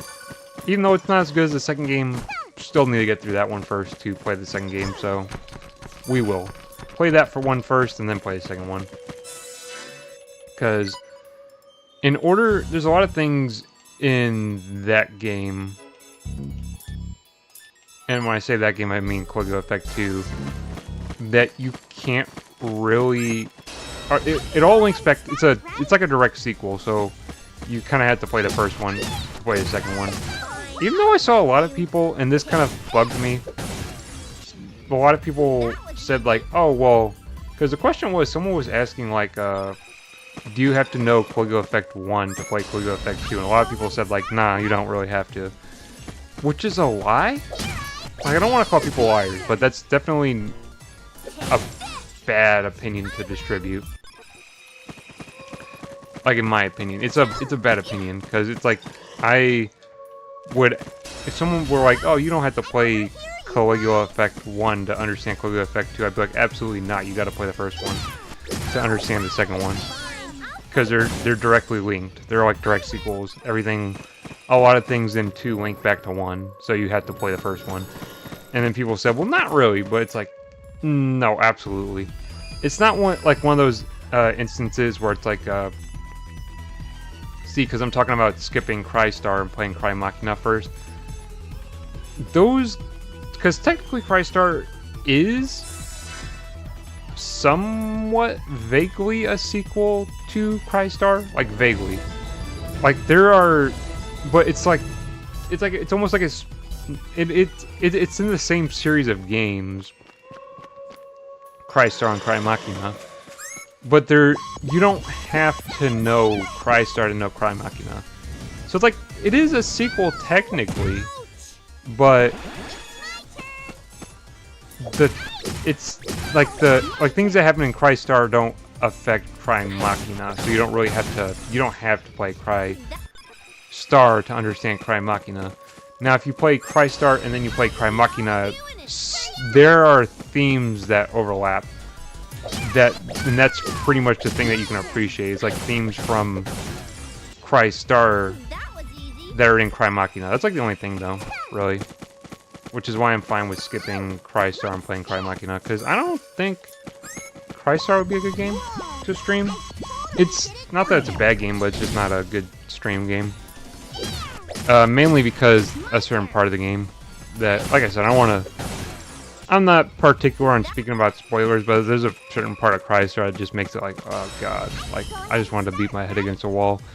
Kind of, when I played that part, because it was like, at some point you just get too repetitive with a game, and that was definitely that part of Crystar, but I guess that's the insider knowledge. Next stream game will probably be Crystar, aka, like, at this point, pretty much, yeah, I'm gonna buy Crystar and play Crystar for my next game. I was leaning towards Death and Request, but I don't know, I want kind of... Death and Request has the same fight, or combat style as this game, so I'm leaning away from playing that game as well. Or leaning away from playing that game following this game.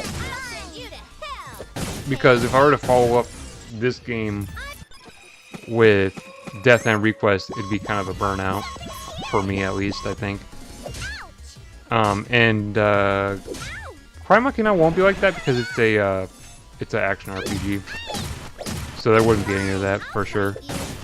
But following up Neptunia with Death and Request would definitely burn me out of the combat, at least, because the combat's pretty much very much similar.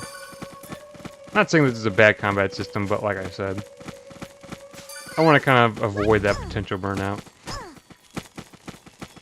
So we'll play Cry Machina. Like I said, it'll be interesting. Like I said, I'll express all those opinions in those streams. And like I said, I'm gonna dump opinions about that game because lots of opinions and lots of strong opinions about that game.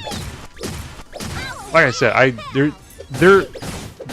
like I said, strong opinions, but there's a reason why I want to stream it, because it is a good game, but I do have strong opinions about certain things in that game. And certain things I liked about, honestly, Crystar that I liked more than I liked in Cry Machina. It's, like I said, I have plenty of time to talk about that when I do those streams. As of current, like I said, that'll probably be the next one I stream. Just because honestly, it's a good stream game, kind of, or it'd be a good game for stream because the story is really, really good in that game. I love it. That game honestly at points is gonna be like the Don't Cry challenge because holy fuck, I bawled like a baby when I first played that game. It was so good, like such a good story. If there's one thing that Fury does a lot of things right, and when Fury makes a banger, they make a banger. So, like, Coil Effect is pretty fucking good. Like, I actually really like that game. Like the original one, which of course that's why I want to play on stream as well. And also it's a short game, like 40 hours long. But let me tell you, when I say Coil Effect is, I really like that game. But when I say that Coil Effect 2 just blows it out of the water, I mean it. Like that game is crazy compared to the original. Like somehow they took the original and were like, yeah, nah, okay, well we're just gonna do everything like way better. And it's like, how? Like, how did you do this? You just took this game and you just made it like 10 times better. Like I said, gotta play the first one because it sets up the story of the second one. And there's also like some crazy shit that's like, oh my god, this links back to the first game, like, what, this way? Like, it's crazy. But, like I said, not skipping that game. Or not skipping Coil Effect just to go to Coil Effect 2 because it wouldn't make any sense. At least in my mind. Apparently in some people's mind, though, it's a fine game to skip. Wouldn't recommend it though, because it's a decent game. Of course it has its issues, but you know, like I said, when those streams come up I can talk about those issues. They are decent, they're decently sized issues, honestly, but those issues never really affected my opinion of the game, I guess, because you could kind of ignore them. So just ignoring the problems was like a solution. So I was like, fuck it, ignore the problems. Or ignore these certain things and you know you don't have an issue with it. But I don't even know, that's kind of a... I guess I'm burning down my playlist of games that I'm going to play for a stream. Yeah, but next one's going to be Cry Machina. For sure, probably. And then probably Coil Effect Overdose. And then probably Death and Request at some point. Or... by that point, another sale would have happened, so if Blue Reflect and Second Light gets a sale, then Brother in Christ, we're playing that game. Even though it's like a 60-hour game, that's my only worry about playing that game on stream. It's a 60-hour game. It took me 60 hours to beat that game, which is long, but worth it, absolutely. That's another one where the story is just, the story and characters are immaculate. More or less, I think story was my big, love for Cry Machina. The characters are also really good. The story is something else, though. I don't know, that's kind of my burn down. I don't even know what I'm thinking about. That's kind of like my, thinking about. Right now, I don't even, well, what am I? Well, no, I know what I'm thinking about. I'm thinking about next Friday, I think? Yeah, it's next Friday. Because next Friday is the release of Atelier Yumiya. Which, all things considered, I pre-ordered, I want to play it. Kind of interesting pick for me, though. Kind of. Like I said, I bounced off of Atelier Ariza. And when I say I bounced off of it, I mean I fucking bounced off that game. I, like, picked it up, played it, and I was like, I don't know. And I dropped it after, like, 5 hours. Kind of was unfair to it, though. Which means I do intend to go back and play it again. Because I think that opinion... I have opinions about that opinion. It's a situation where I bounced off another game as well. Around the same time, I played that game and I liked it. And I think that might be the same situation with that game. Whatever game I was talking about. I think that might be the same thing with Atelier Ariza. It was just a bounce off period that I went through. I bounced off like 3 or 4 games. And so I think that might have been the reason I bounced off it. It was just I was bouncing off games at that point until I like finally landed on one that I was like, yep, I like this. This is fine enough. And after that, I kind of calmed down from my like bouncing off games period, and was like kind of sticking to games. So that might be it. Honestly, I felt like it was unfair to Atelier Riza, and so I kind of wanted to go back and play the first one, and then probably play the trilogy. Like I said, it was my opinion at the time was kind of unfair to it, just because I was just in a bounce off period though. That was the thing. I was just bouncing off of games, and so I bounced off Atelier Riza. And I bounced off Dusk Diver as well. I bounced off Akiba's Trip, the original one. I think that one's called Hellbound and Debrief. Because I think the other one, I forget what the other one was called, but the original one, they made a remake of, and I bounced off of that. So really at that point, it was a bounce off season for me. Like I said, I went back and I played Dusk Diver, and I liked it. Dusk Diver 2 absolutely smashes it. It's an incredible game. But Dusk Diver 1's a decent game, so like it was just a bounce off period. So like I said, I want to go back and be fair to it eventually, but like I said, before that I'm playing Atelier Yumiya, because when I know nothing beyond like the first trailer they showed of the reveal trailer, and when I saw that, because I was like, I figured like I probably won't get into an Atelier game, because I kind of looked at them, I'm like, there needs to be one that could get me into it. Kind of looked at them and I was like, I don't know which one would get me into it, because honestly I'm looking at them all of them like they all look the same, so I didn't know which one would get me into it. I thought it would be Atelier Sophie, but I never played that yet, so I don't know if that'll be the one. Well, I don't know if I'd like that one, because I never played it. So I looked at that one, I was like, well, maybe, but then I never have gotten around to it yet. Maybe that would be a good one, I don't know.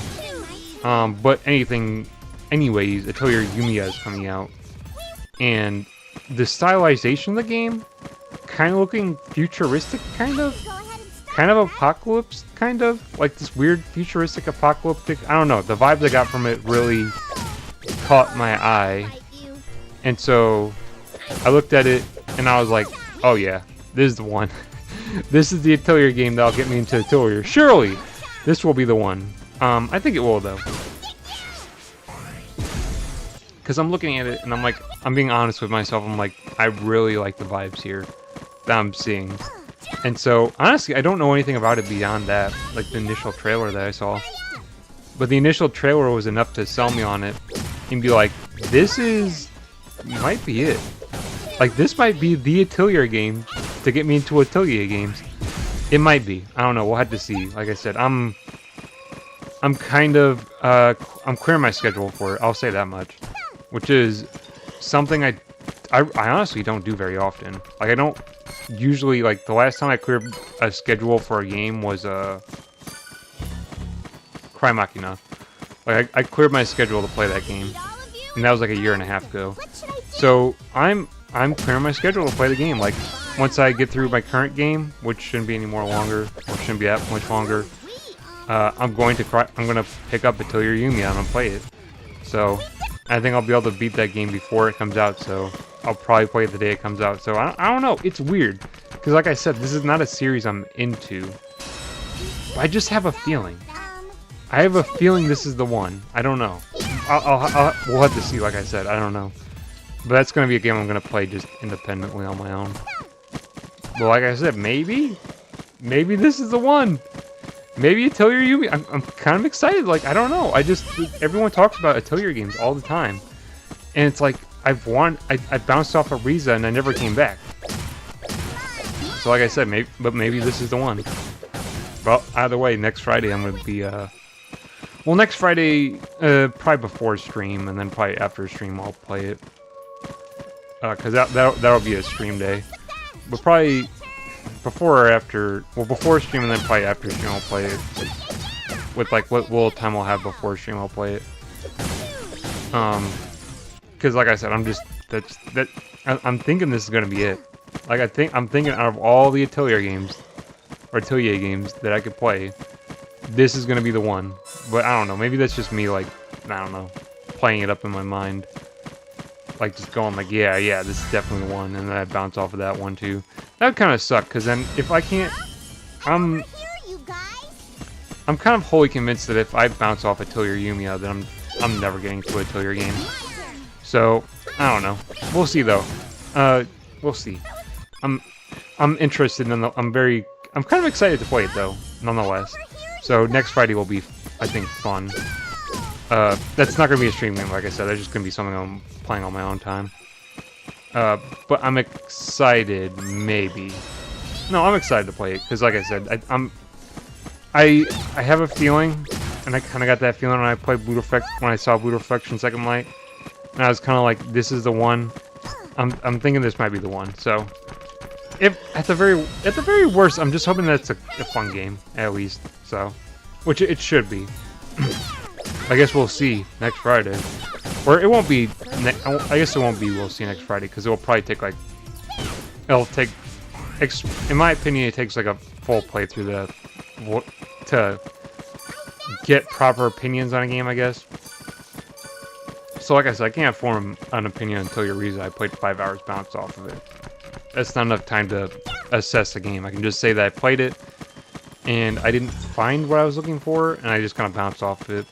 Which, like I said, disappointing. Like I said, but I know why I bounced off of it. And like I said, that was the reason why I came back to whatever that game was called, Dusk Diver. I knew why I bounced off of it, and that's why I was like, oh, I'll come back to that game, because I bounced off of that game for a very specific reason. Probably the same reason I bounced off Atelier Ryza. But, yeah. I don't know. I guess Atelier Ryza had the chance to be my fall in love with Atelier. It's not panning out like that anymore, because now I want to play Yumiya first. I think it'll be good though. But the current game, and I'm like I said, it's not a game you can really beat, but I kind of have my parameters set to where I do this thing, I beat it, so that's Muse Dash. You can't really beat the game because it's always updated. So they're always adding more songs to the game, so you can't really beat it. You know, you can complete all the songs, but you can't really beat it because they'll add more later. But I mean, my current goal is just to play through all the songs. I think currently I played through a majority of them. I don't have too many left to play. Honestly, it's been a fun ass game though. Like it's got a banger ass soundtrack too. Of course, it's like just kind of J-pop electric shit, so which I kind of like. So. I heard one song that I liked though that I actually would listen to. I heard a couple of songs that I liked a lot that I would I'd listen to, and I was like, oh shit, these songs are in the game, and I kind of go crazy because it was like what was it? It was Snooze is in that game. That's a banger ass song, and that was in that game, and I was like, oh my god. It was a different version from the one I heard though, because they have a Hatsune Miku version. That was the one I heard, and that one didn't have Hatsune Miku, but it was still cool. I still like that song either way. And then they had a couple. They had a Snail House song, and then they had a oh geez, Moe Shop song. And that was like, oh my god. They had the good Moe Shop song, but they didn't have the full song. That was so disappointing. There's some bangers in that game though. I really I like that game though. It's fun. Even though I don't really usually get into rhythm games, that game's been a lot of fun. Not too many strong opinions though about it though, because like I said, it's just a rhythm game. I don't feel like you can really have. Well, you can have strong opinions about a rhythm game, but it's like it's harder to have like crazy opinions about them just because it's a rhythm game. It's not like, well, I like the story, characters, this and that. It's like, no, it's just cool to play it. I mean, it's like the extent of my opinion. Like, yeah, it's cool. I like the soundtrack. It's a banger. Like, there's a lot of bangers on the soundtrack. There's some songs I don't really like, but it's like very far and few between. Like at the very worst, most of the songs I just feel like mediocre on, or just like, this is alright. I don't think there's any songs in that game that I really actively dislike. Alright, but I mean, there's a decent amount that I like really, really like in that game. I don't know though.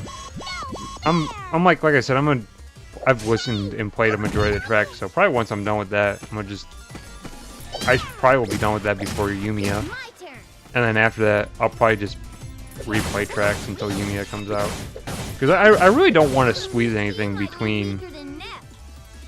I don't want to squeeze anything between that time. Because really, I just want to play Yumiya when it comes out. Because I don't know. I've really convinced myself that is going to be the game. Like I said, it gave me Blue Reflection vibes, which is what, like, why I wanted to play it. Even though I still haven't played the original Blue Reflection, for one reason or another. Maybe by the time we do the actual Blue Reflection second light stream, I'll have played it. I don't know how long it is or honestly anything about it. It is on the Vita though.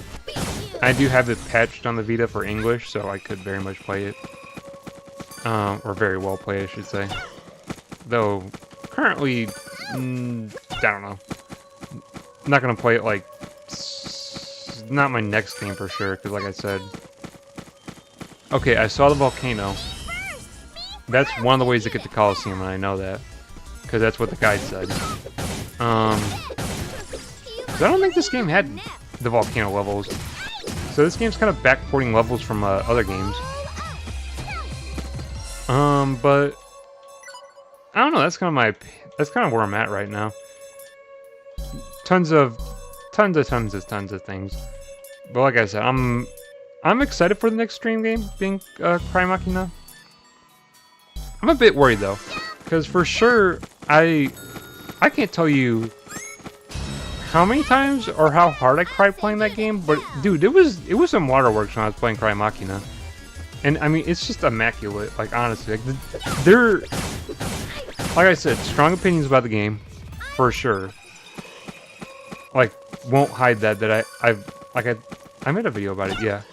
I had some strong opinions about that game, and I still kind of do. But I feel like the good outweighs the bad in that game. And in some aspects, I suppose. Like I said, a whole stream to get into why that feels. But I am looking forward to, like, playing that game. And then Caligula Effect afterwards. I mean, yeah, hell yeah, I love Caligula Effect. Even though that one's weaker than the other one, I mean, still, it's a fun-ass game. So, I don't even know what else to talk about. Shit. I kind of exhausted my, like, game shit to talk about, really. Like, you know, game shit going on. Like, oh, shit, gaming and shit. I don't know. I have thoughts floating around here. In my brain of mine. One of them is about the last stream I did. I do have an opinion about that. Like, I don't even know, dude. Like, I like, directly afterwards, after doing that stream, because honestly, that's probably one of the worst streams I've done, besides, like, Dead Rising, because some of those were kind of bad. Dude, that Internet Exploration live stream, that was kind of bad. I kind of felt some way after doing it. I was so, like, kind of upset about it. Because I felt like, damn, I should have made this a video. Because this was kind of lame to do on a live stream, but I don't even know. And immediately after doing it, I'm like, no video. I'm not doing a video about this. And I'm like, but maybe. I don't know. I've been back and forth on that. Because, I don't know, that stream, I felt some way about it. But I've kind of gotten over it. It doesn't matter. What the fuck ever. It happened. It's out there. I'm not gonna reverse course about it. It did. I made comments about. It did display my ineptitude towards doing puzzles, and then I always say I'm an idiot. I hope that reinforces that. I hope that's a reinforcement. I'm not saying shit just to say shit. It's kind of true. It's kind of true. I know myself pretty well, so when I say some shit like that, it's not like, oh, well, it's like some aspects I just can't, dude, and my brain just doesn't, and that was just one of those. I had the thought in my mind of being like, this is a bad idea, because I'm bad at puzzles, and I was like, fuck it, I'm gonna do it anyways.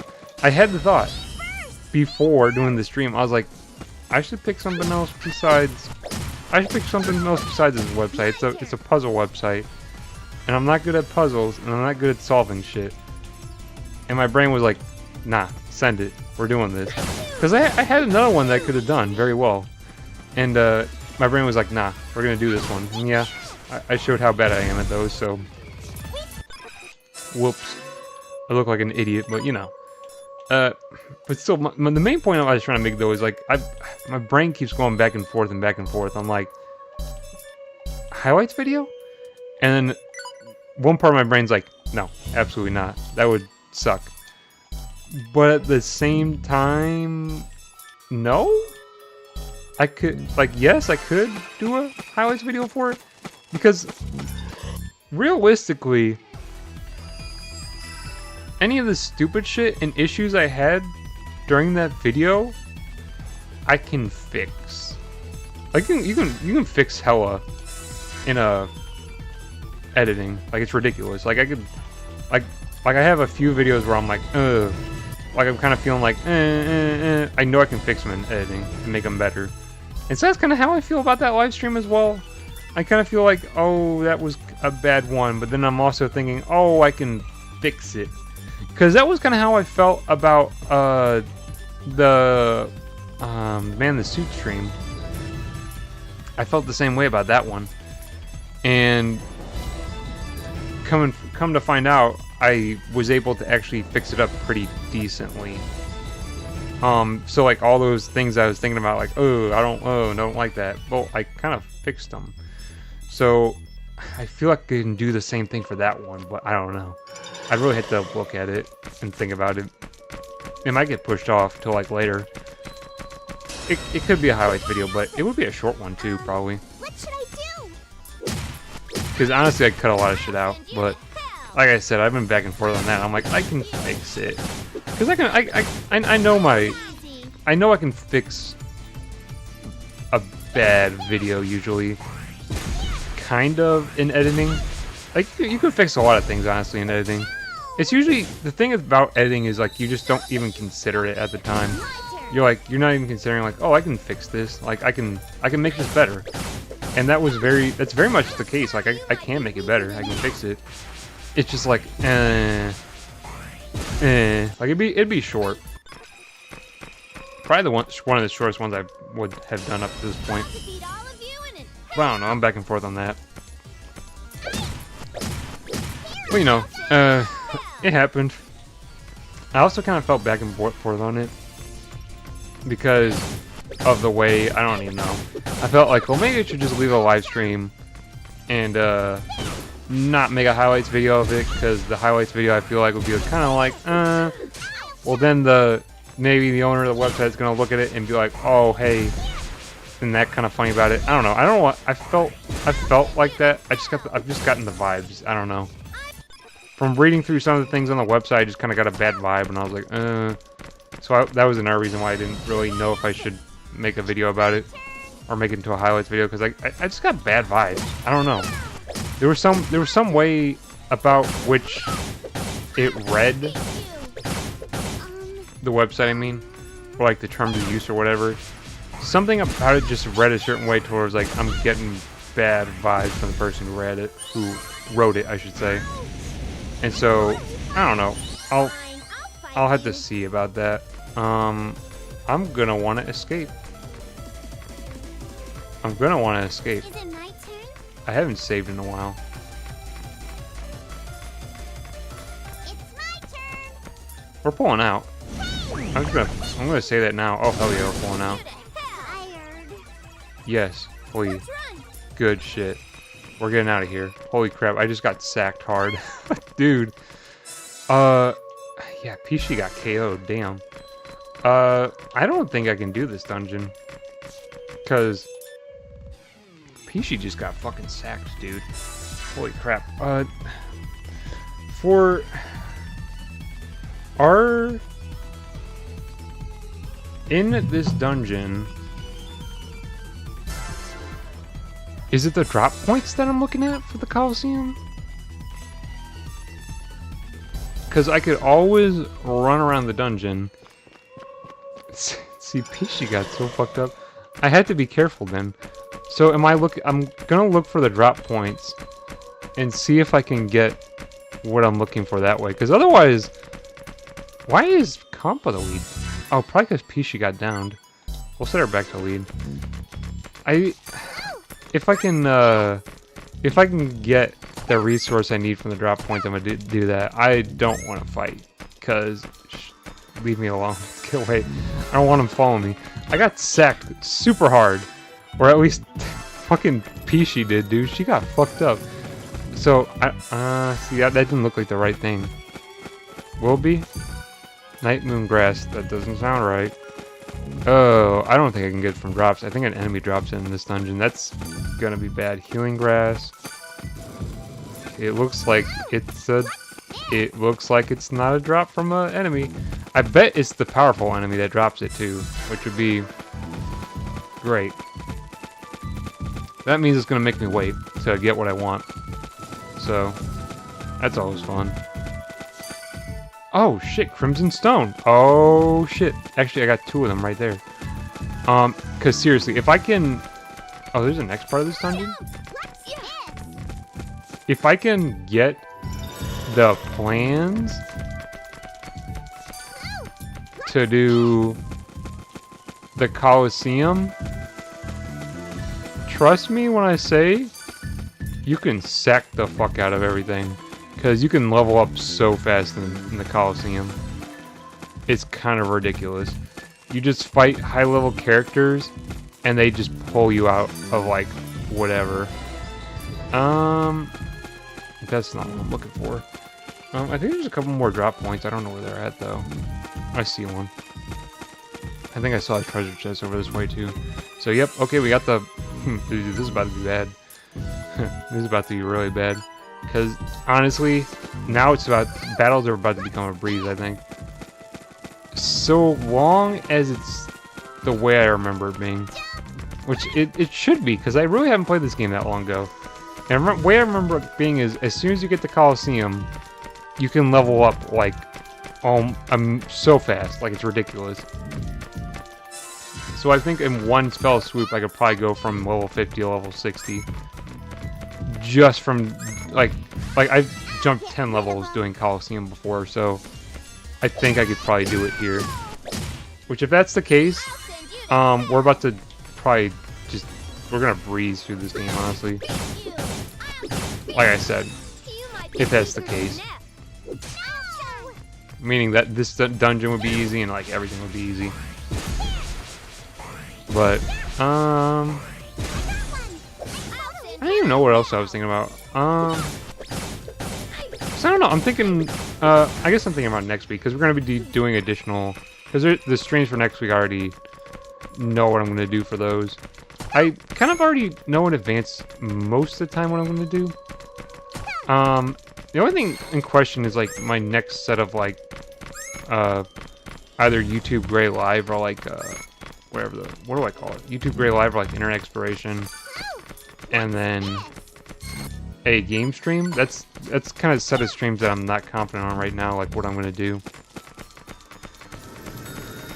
Because I have the option of either returning back to like YouTube Gray Live or just doing another Internet Exploration. Other than that, I kind of know what I want to do.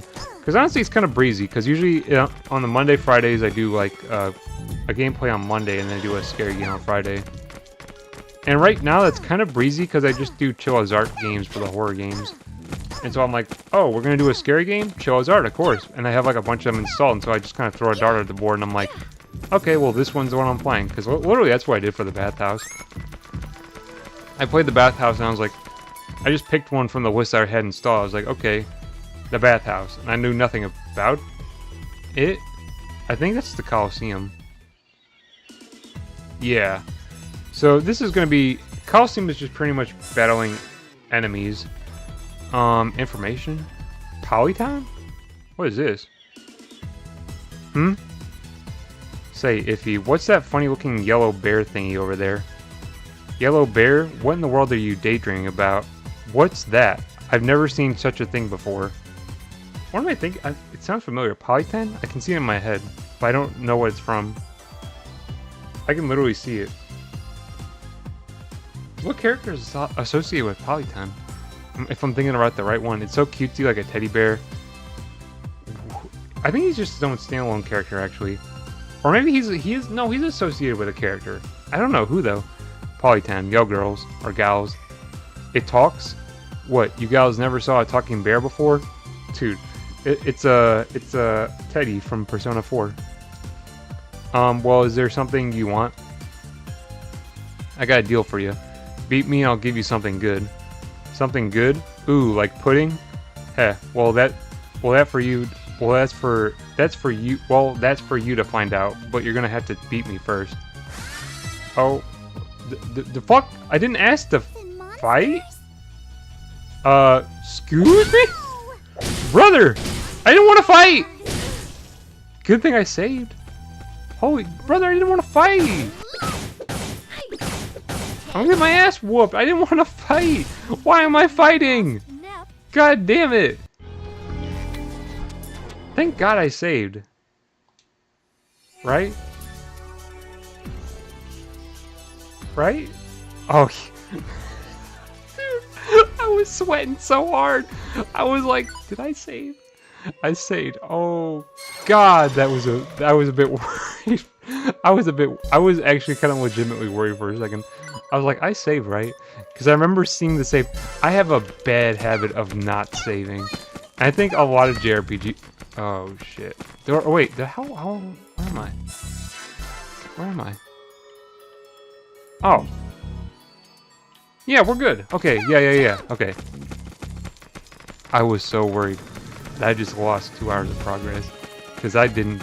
I saw the save point and I remember in my mind clicking on it. Dude, why do we? He just initiate the fight off riff like that? Oh jeez. Anyways, okay, well that happened. I got smoked. I didn't get my ass whooped. I just got fucking murdered brutally by a bear. He's associated with Denkeki or Dengeki, I think. She doesn't appear. I don't think she appears in this game. But that's the character that Polytan's associated with. I see it in my mind now. Did that happen when I clicked on it? I'm gonna save again just in case. I don't want to go back through the dungeon. It happens every time. Oh no, it doesn't. Okay, you specifically have to initiate contact with them for him to then go and whoop your ass. Okay. I'm fine with that. Okay. That was ridiculous. I just got my ass whooped and it's like, oh man. Anyways, I guess moving on. I don't think I have any good tools. Well, that's not a Pishi weapon. But that's a Pishi weapon. So I want it.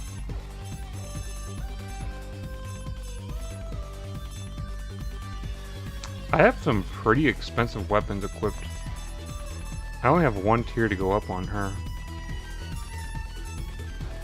And that's a pretty good tier. It gives her a stat boost of 200 damage. And then, what does she have equipped? That one... See, that drops vitality and tech like hell. But she gets a decent amount to her INT and strength and health. Decisions.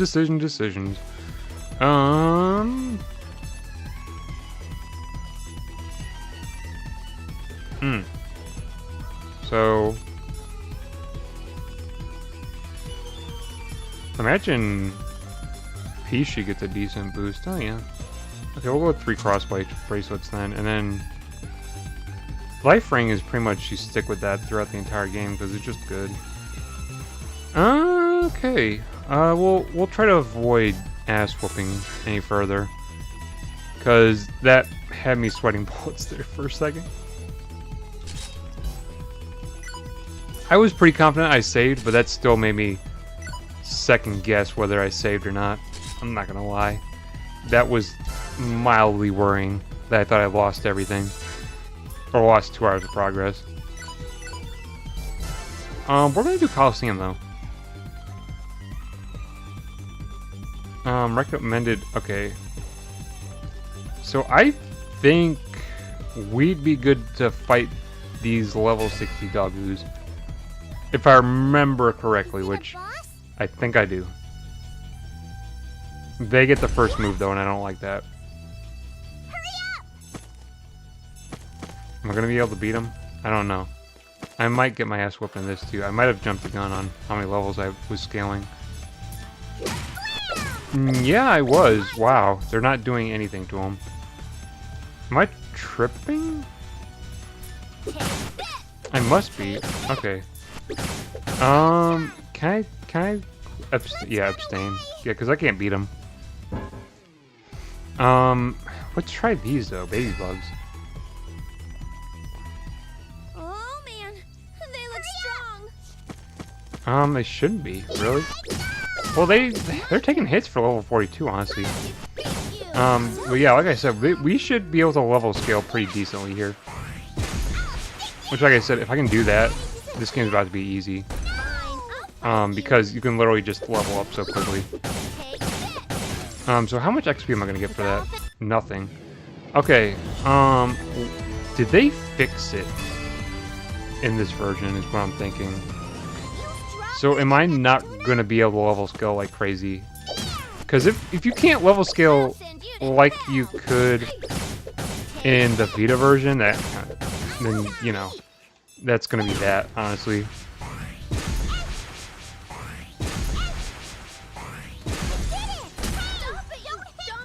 Or maybe there was a specific enemy you could like level scale with in that game. If there was, I don't remember it. I don't think this is not it for sure. But I remember you could like jump levels in the other game like crazy. And generally speaking, that geez, I'm not sure. I don't think it would be this. I think they might have fixed Coliseum for Rebirth 1, which if that's the case, that's kind of, or for this version, which if that's the case, I've been talking about all this time how it's gonna become a breeze after Coliseum. I might be wrong. Something appeared. What should I do? My turn. I might be wrong now because my knowledge was coming from the Vita version, and they may have patched out like the super level scaling in this game, which kind of would suck, honestly, just a little bit. That was nothing. Are you gonna play with me? Yay! Like I said, we'll have to see.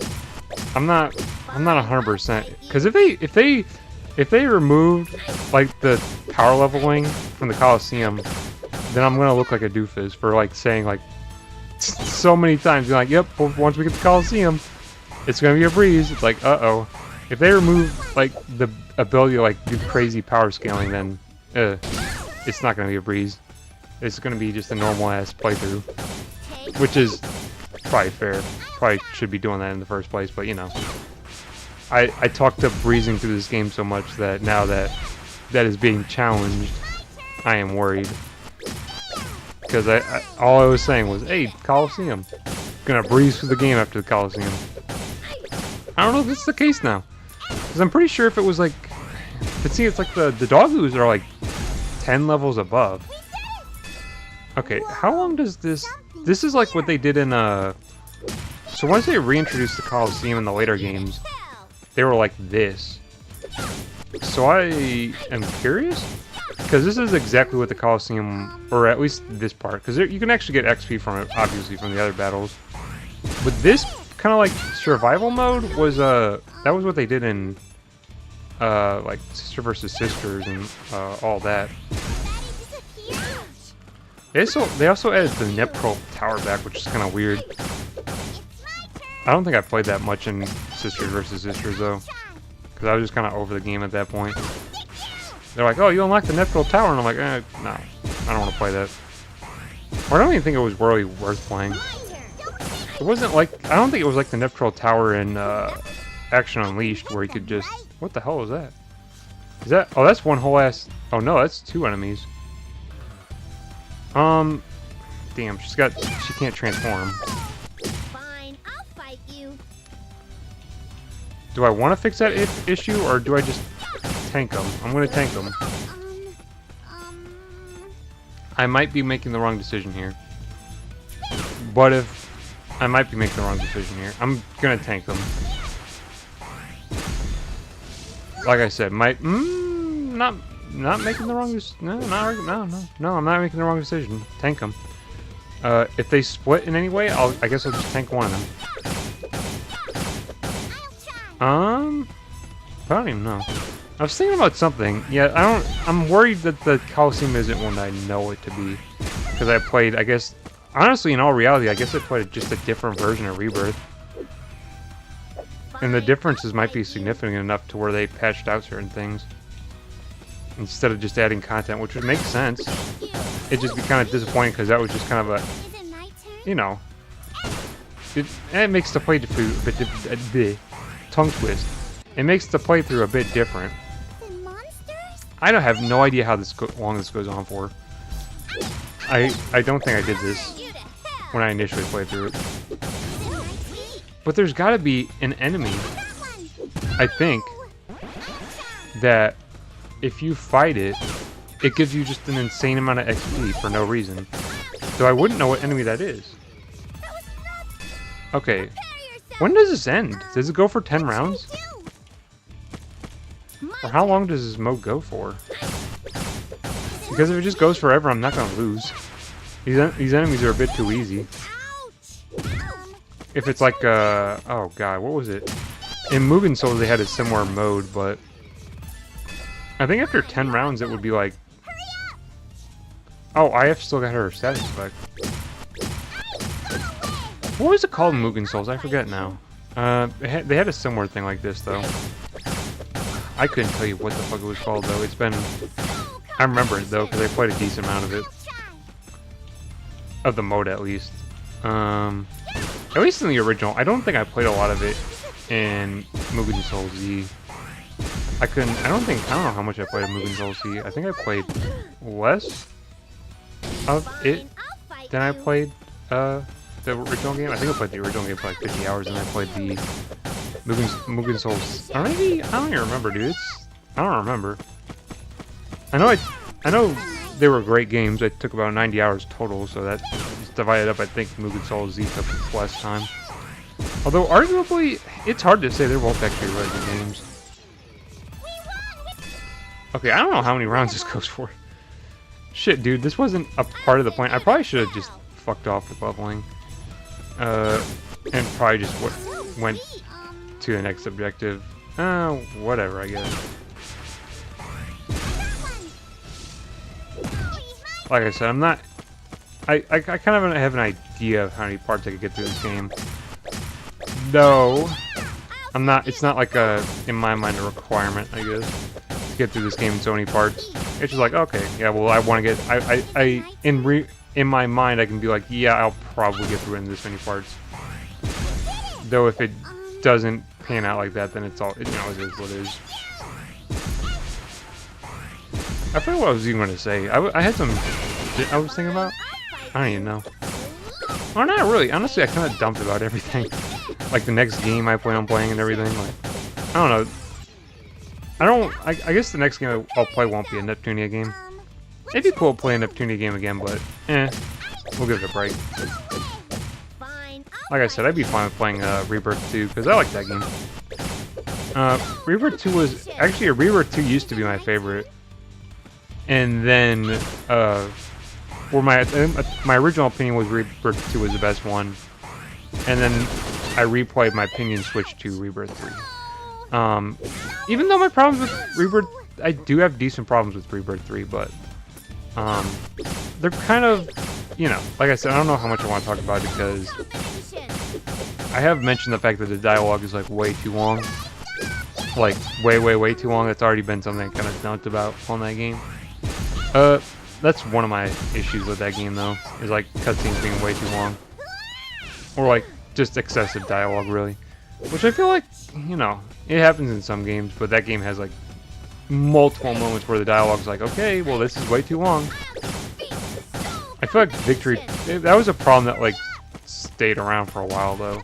Like Victory 2 had that issue too, and then quite a few of the spin-offs had that issue, where it was like the dialogue was way too long. Like I said, Victory 2 had it too. Though Victory 2, my problems are numerous with that game. Yeah. I would say very strong opinions about that game too. Shit, man. I don't think that'll be ever one we play because that's like a 95-hour game. But that's at least when I played the original Victory 2. which we were playing on stream. I play Victory 2 R, since that's like the remaster version. That'd be the version I play, but I do have strong opinions about it.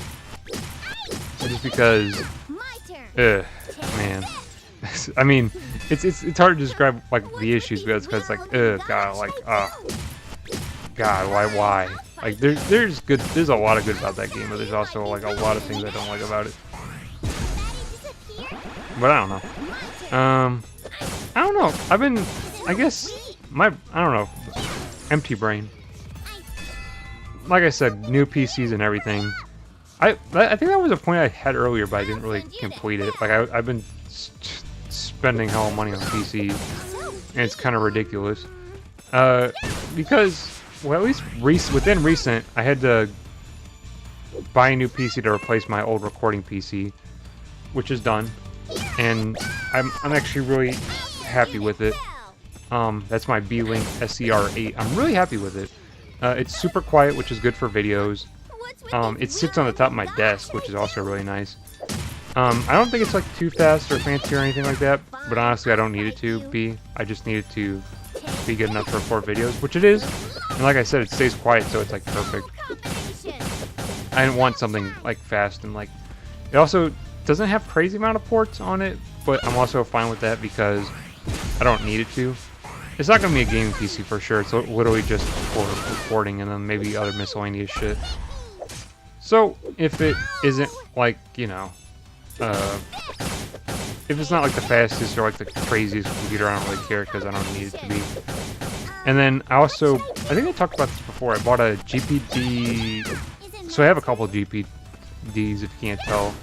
So I have the Win Mini, yeah, that's the one that's my gaming one that I have, which is really neat. I think I've showed that off before, maybe? Or maybe not, I can't remember exactly. I've showed it off at some point in a video, probably on the second channel. But that's really cool. I have that. I do have a lot of PCs on it because I have my GPD Win Mini, I have my Steam Deck, but I bought that like 3 years ago. And then I have my laptop that I use for streaming and gaming, which is what I'm currently streaming off of. And then I have my SCR8. I have my dead PC, which I don't really count anymore. And then I have a Minis Form HX100G, which I intend to replace my laptop with.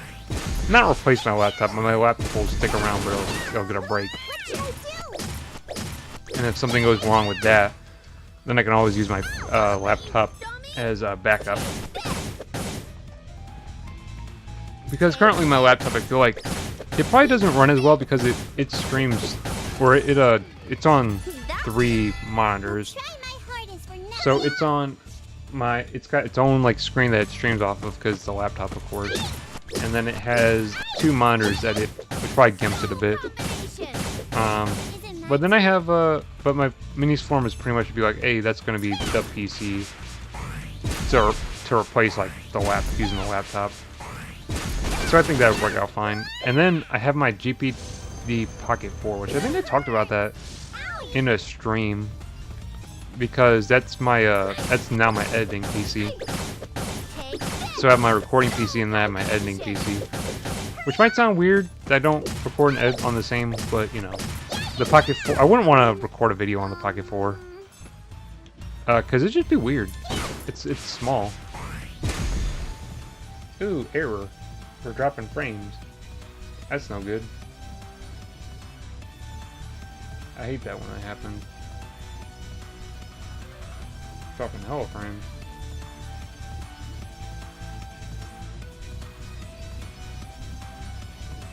And it went out. And it's back. That's always a problem.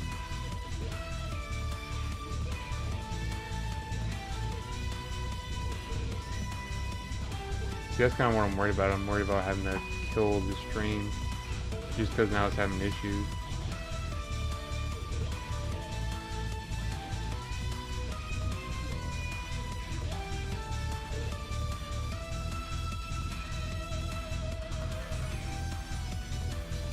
Yeah, dude, damn, I'm dropping hella frames. Ew. That's no good. Is my internet going out? I wonder. I'd have to look. not receiving enough video to maintain true stream.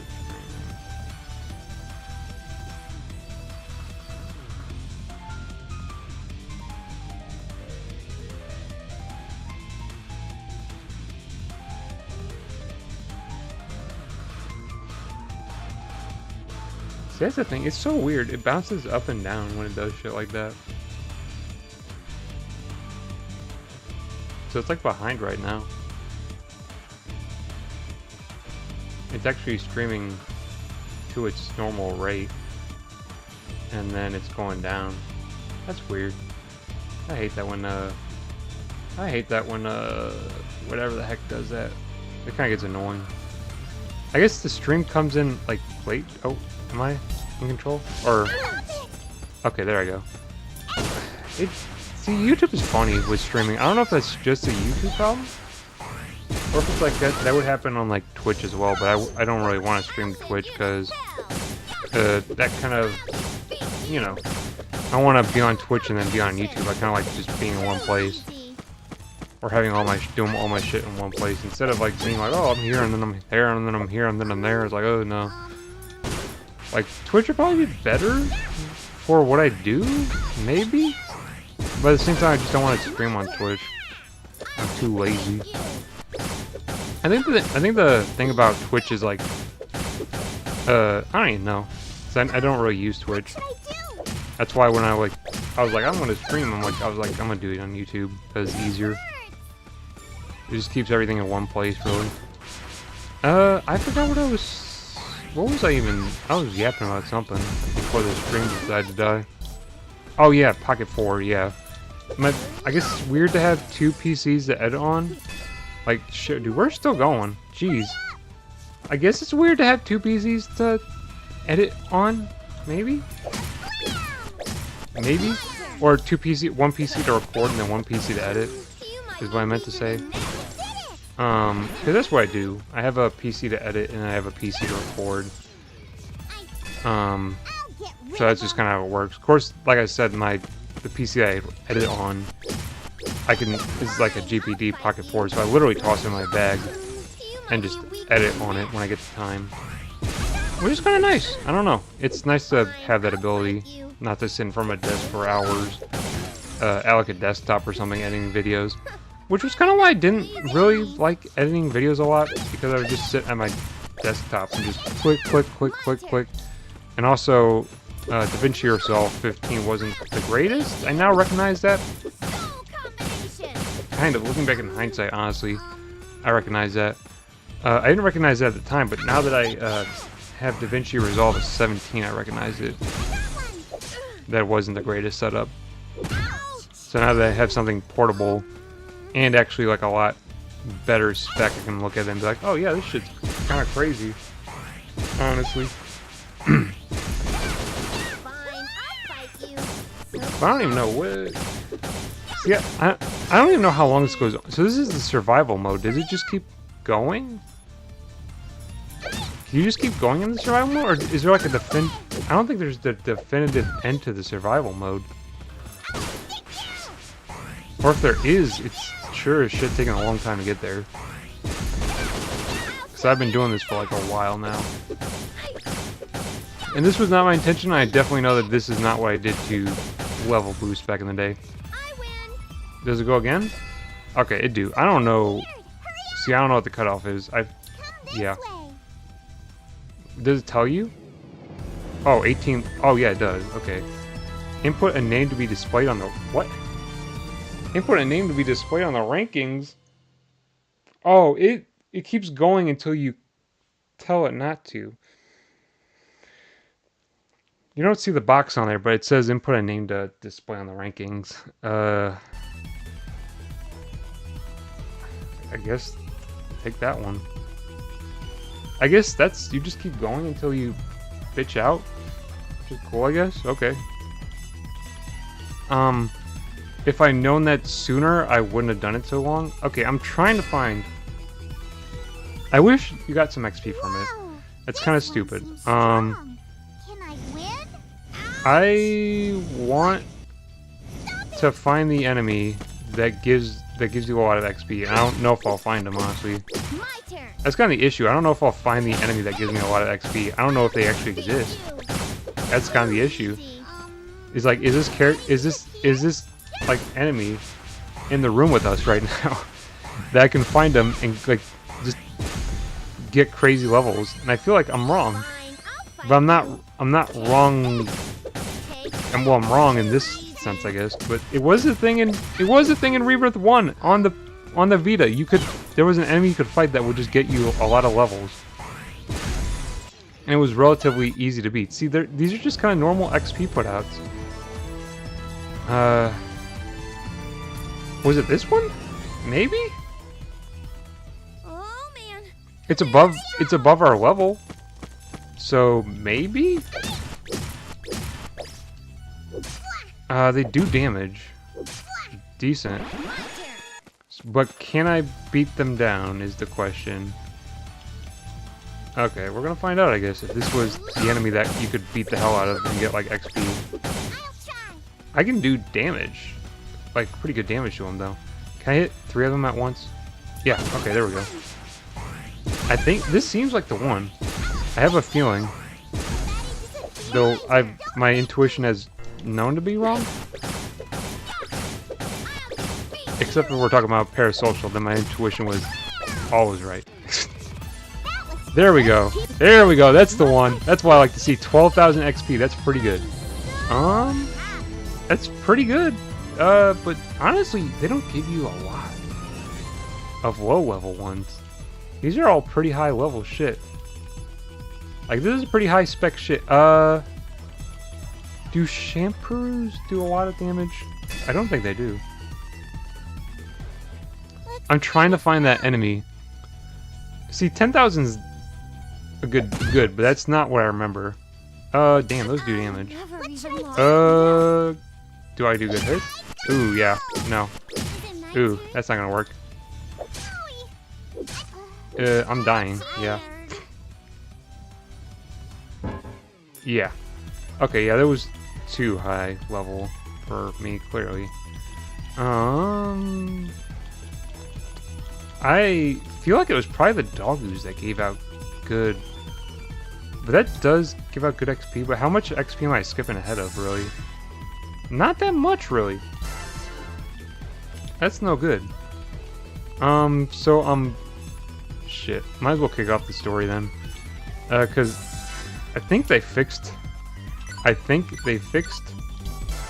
the issue or the power leveling, and I'm disappointed. I'm so disappointed. They fixed power leveling? So now I can't do the thing I was gonna say I was gonna do. Or maybe I still can. Maybe. I don't know, though. It seems like they fixed it, though. Because I couldn't hit the doggoos for shit, and that would have got me a decent amount of XP.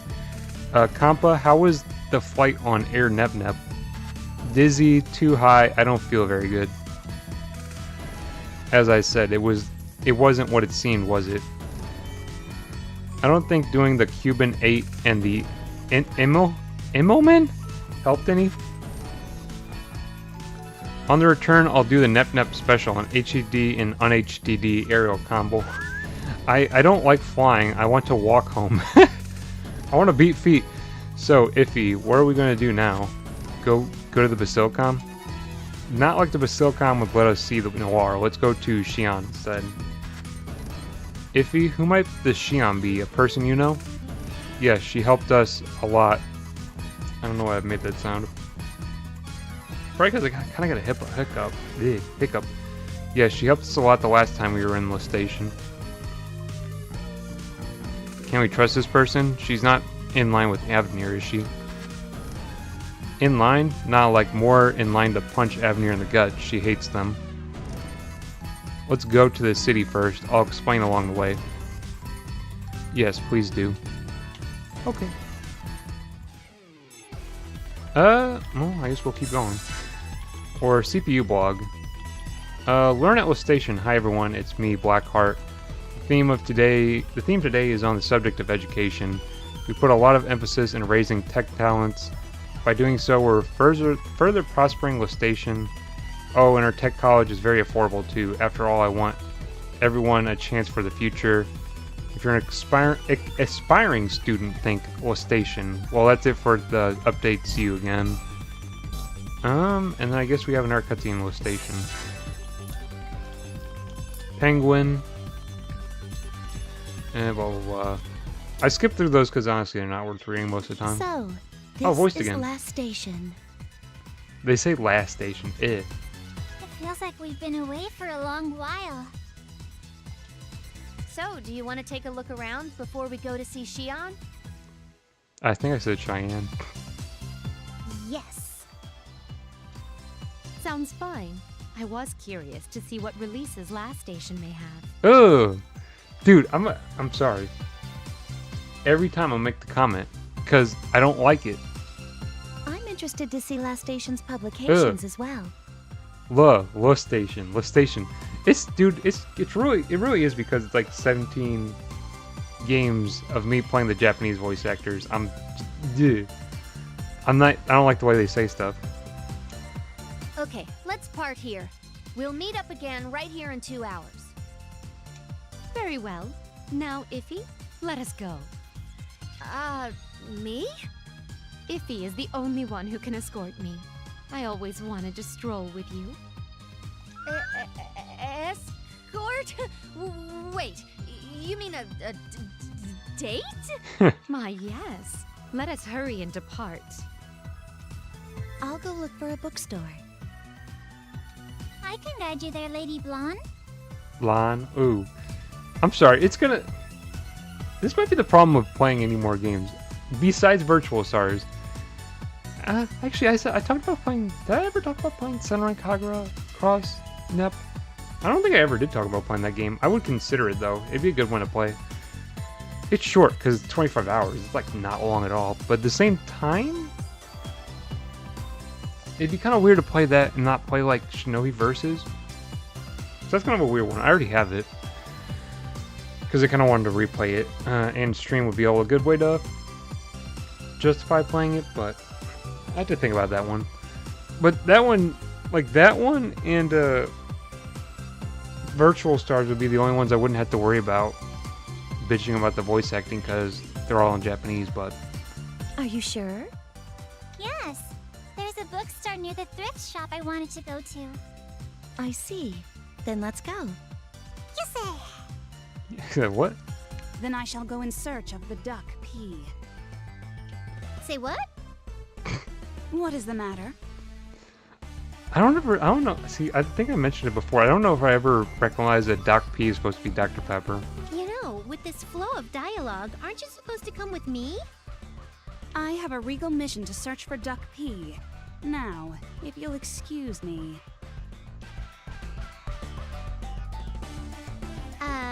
Hello? Aren't I supposed to be the heroine here? Why am I alone then? You've got to be kidding me, right? I'm the main in this game. To be singled in an even-numbered party is just cruel. What should I do? I can't be a loner like the No More Heroines Noir. No More Heroines. Dude, they do some good references. Who are you calling a loner? Oh, there she is. Ouch! I should have figured you would be the source of the commotion here. I keep saying it every time, but it's like I don't hear her voice actor in Noir. Maybe, like I said, maybe it's just me. Noir! I wanted to meet you, Noir! What are you doing? Jumping on me like that? I wanted to meet you so bad, Noir! Of course I'm gonna hug ya! Really? Well, I guess this isn't that bad then. In honesty, I could have hugged a bear as long as I weren't alone. Damn. I should have figured as much. But being a mega loner yourself, I guess you heard my cries of sorrow. Like I said, I'm not a loner. And quit with the mega, too. I'm just kidding. You Ah, get she so got- serious, Noir. Whose fault do you think it is? So what brought you here? Whoops. Noir, are you angry? No, I'm not angry. But your eyes, they're so dull and sullen, my sweet Lady Noir. God, the dialogue is so great. I was happy to meet you too, but you're the one who started this. I'm sorry. Let me treat you to some good food then. You know, mend the bridge and stuff. Good food? Yep, anything you like. It can be pudding, cake, pudding, or pudding. Are you sure? I will not tell a lie. I will promise to treat you to the end. Well, I guess bygones can be bygones, but you're asking for it, though. Oh, I haven't eaten this much sweets before. My allowance. Horrible choosing all the expensive stuff. Burn through her money. Well, you're the one who said I could eat anything. I always wanted to eat here, but it felt weird to go in alone. See, you are a loner. I feel like seconds. Nothing. I said nothing. Very well, then. Oh, isn't it almost time? You sure you're okay being here? See, I like her. No, I see. It's not even that. I don't see Noir, or I don't see the voice actor fitting Noir is the thing. But I do like the voice actor. Like the voice actor is good. Like I loved her as Chie. Like she did an amazing Chie in Persona 4 Golden. And she's also really good here, but she doesn't fit Noir. That's the thing. It's like she's too. I don't even know. I just don't hear. I guess what I see Noir as in her. I just don't hear it. I don't know, but she's a really good voice actor. I'm not. I would never like diss her because I loved her as GA, but as Noir, I don't really know. I don't hear it. But like I said, she's doing like amazing voice acting. It just I don't hear Noir really. Yikes! I completely forgot. Okie dokie, let's get going. And so, I bring to you Noir! Lucky as usual. It's like you're scripted to always get the best results. But Nep did make it easy for us. Behold, the power of destiny on the side of the main character. It looks like your party grew quite a bit. I bet you're envious compared to your singular environment. I think she did voice acting for this game before she did Persona 4 Golden. These have been pretty close, honestly. Okay, that's enough already with the loner tease. Yeah, because she didn't do the voice acting Persona 4. Or the original Persona 4. The voice actor for Chie in Persona 4 was kind of... She didn't fit Chie. Which is probably why they recasted her. Because I remember hearing the voice actor for Persona 4 for Chie and being like, that does not fit. Like, Chie is like a spry, spunky, energetic like character, and they had like a really flat voice actor for Chie. It's like that doesn't really work. And then her, I think her name's Erin Fitzgerald. She came in and then she did Chie and she fit perfectly. But I think that was after this game, probably, or they were like right next to each other. I don't remember when Persona 4 Golden came out. It has been a while, assistant. Who are you calling an assistant? The way you return your reply is starkly similar from before. Oh yeah, I recall this. It's weird because I think they said this is. I mean, they know what's going to happen, so they set it up. The fuck button did I hit? Whoa, wait, whoa, hey! I hit the wrong button. Shit. Oh god. So what? It's been a while. Who you're going assistant? Yeah, whatever. Blah blah blah. So you're Noir. Stare. Because I accidentally hit the goddamn skip button, and the skip button just skips. It doesn't. It skips like hell. What's with the 4-eyed duo here?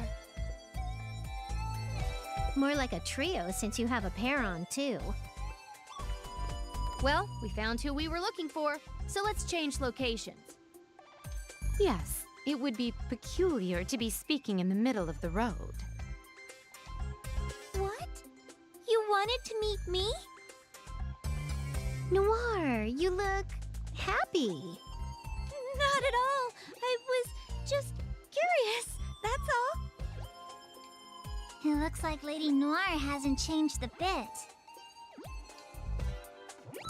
Noir, Neptune, Noir learned Assault combo. Okay, so they keep going that direction. Okay, what's the... Oh, I know what that event is. Okay, so can I not unlock any more dungeons? Is there anything else around here lying around that? Oh, I missed this. Oh, there she is! Dengeki! So she is in this game. And then you can see, yeah, there's her Polytan. That's surprising. She is in this game then. Okay, I didn't know that. She doesn't. I don't think she gets. She doesn't get like a main role until Neptunia U though, which is a spin-off game. But she still is like one of the main characters in that game. But I don't think I can unlock any more dungeons. It's kind of crap because that kind of sucks because you know I was like oh yeah, when I get the freaking God, I'm gonna try the dog goose one more time. One more time. Because you don't lose anything from, you just get lost results, which who fucking cares. I'm pretty sure this can get you up the ladder pretty quick. If I can beat them, which it doesn't. See, the fact that they take a first move is bad. What should I do?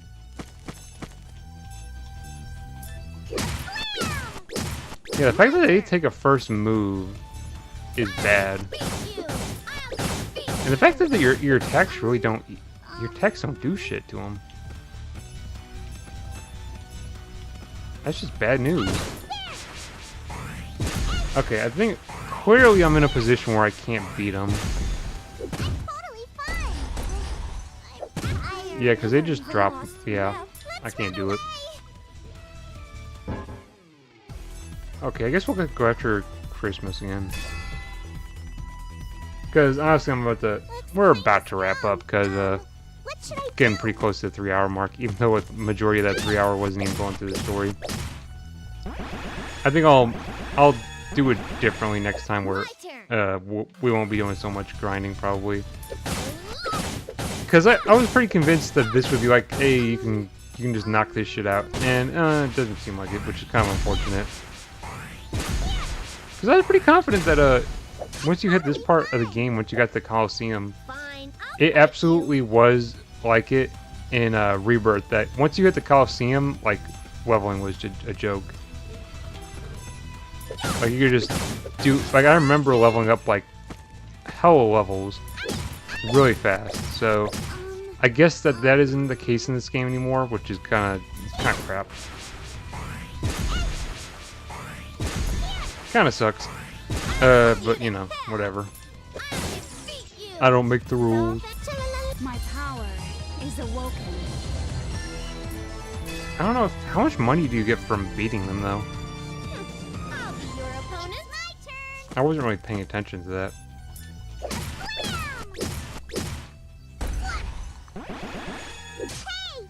Like, yeah, they can do hits, but not really. I think maybe one of the reasons I'm getting beat by Doggoose is, well, I only have one character to HDD with. Like I said, one of the crap parts about this game, unless they patched it in, which I don't think they did, though. Yeah, see, they don't have an HDD on, or like a transform, like a, or power up. I don't remember what they called it in Rebirth 3. Like I said, it mended a big issue with like non-HDD characters like goddesses, because a majority of the time you don't really want them because they can't go HDD. HDD is just a natural power up that makes them stronger. So you get decent levels, honestly. But that's like the main reason you really don't want to use like non-HDD characters, because it's like, oh well, they can't power up, so you're always at a natural disadvantage, which I guess in one way or another is kind of making the playthrough interesting, because honestly I only have one character that can HDD and the rest of them can't HDD. But like I said, in Rebirth 3, they amended that by making... You could pretty much go like almost into like a... You might be weaker than Not a Super Saiyan, but kind of like a Super Saiyan mode where you just power up. And they don't have like any special transformation, they just kind of have an aura around them. But like I said, that they only did that for Rebirth 3, which is kind of disappointing. Because I mean, that mended the big issue of like no HDD for characters that were just normal characters. Because you could easily like just hit the transform whatever button, power up your character, and they'd be probably not as good as a goddess, since I don't think that you could use like chipsets and shit with them, but they still were good. I don't think I have anything for the Colossus or the guild. No. And then, because I'm just gonna do this before moving on. Oh shit, I didn't equip my better weapon with her. And their next best weapon is 500,000, which, no, we're not going to be able to do that yet. Honestly, I don't know when we'll be able to do that, so, I guess I forgot to equip her with her better equipment, which could make a difference. So that was, whoops, did not do that. But with that said, I think that's going to wrap up the stream, because that's 3 hours, even though a majority of that was kind of grinding and talking about random shit. Pretty much, because like we're barely into chapter 5. So, kind of didn't pan out the way I would think it would, because you don't get the upgrades, or you don't get fast leveling from you can get like decently fast leveling from Coliseum, but not as fast as I remember it being in the Vita version. So I guess they patched that, which kind of sucks. It means you can't really blast through the game, but that'll be it for part 5 of Neptunia Rebirth 1. Other than that, I guess we'll roll into announcements. I guess next time we play it, we'll pick up on the beginning of chapter 5, but announcements wise, new video, I think I said this already yesterday, but I'll say it again. Or, I guess, yeah. I said the previous stream, but I'll say it again. There'll be a new highlights video coming out on Sunday, 5 p.m. Central Standard Time. That'll be for Parasocial. Like I said before, it was a really fun stream, and so that was a really fun one to edit, and I think it came out really well as a video as well. So I think that's a really, it was, honest to God, it was a really fun one. Kind of just like the Smile tapes, it was really fun to do. And so that's coming out Sunday, 5 p.m. Central Standard Time. Like I said, it's pretty fun. I'll also be doing shorts for that one as well, because there was a bunch of moments that would be really good for shorts. So we're going to do that as well. Like I said, that game was crazy. I loved it. Bathhouse wasn't as crazy, but Bathhouse was still good as well. So, you know, that is how it is. But a new video coming Sunday, a new highlights video coming Sunday, 5 p.m. Central Standard Time for Parasocial. Other than that, next week's streaming schedule is going to be Monday. It's going to be Monday at 9 p.m. Central Standard Time. We'll be back for Neptunia Rebirth 1 Part 6. So we'll continue on that. Like I said, I love this game, so I have no issues continuing it, of course. And then probably by then I'll have, I don't know, some other nonsense to talk about, per usual. But that'll be Monday, 9 p.m. Central Standard Time for more Neptunia Rebirth 1. And then Friday, 9 p.m. Central Standard Time, we'll be doing kind of what's kind of becoming a trend, which is kind of horror game streams on Friday nights. I kind of like it, to be honest. It's kind of fun. But they have been super fun, especially the Chilla's Arts games. So we're going to keep going with those, because honestly, Parasocial was fun.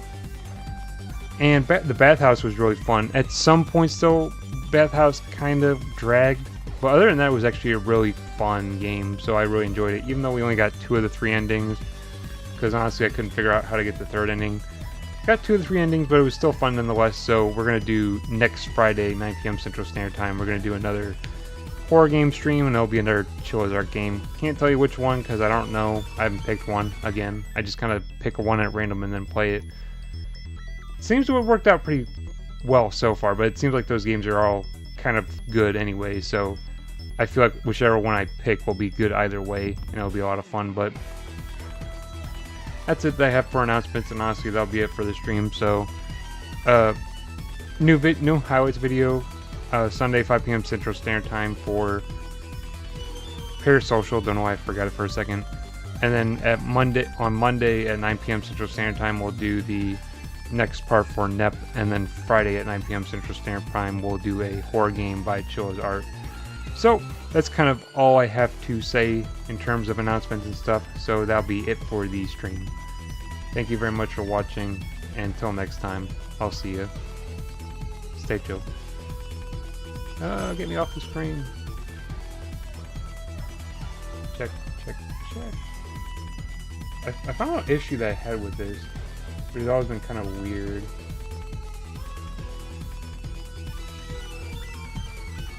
Is that... I don't even know where the stream is at, honestly.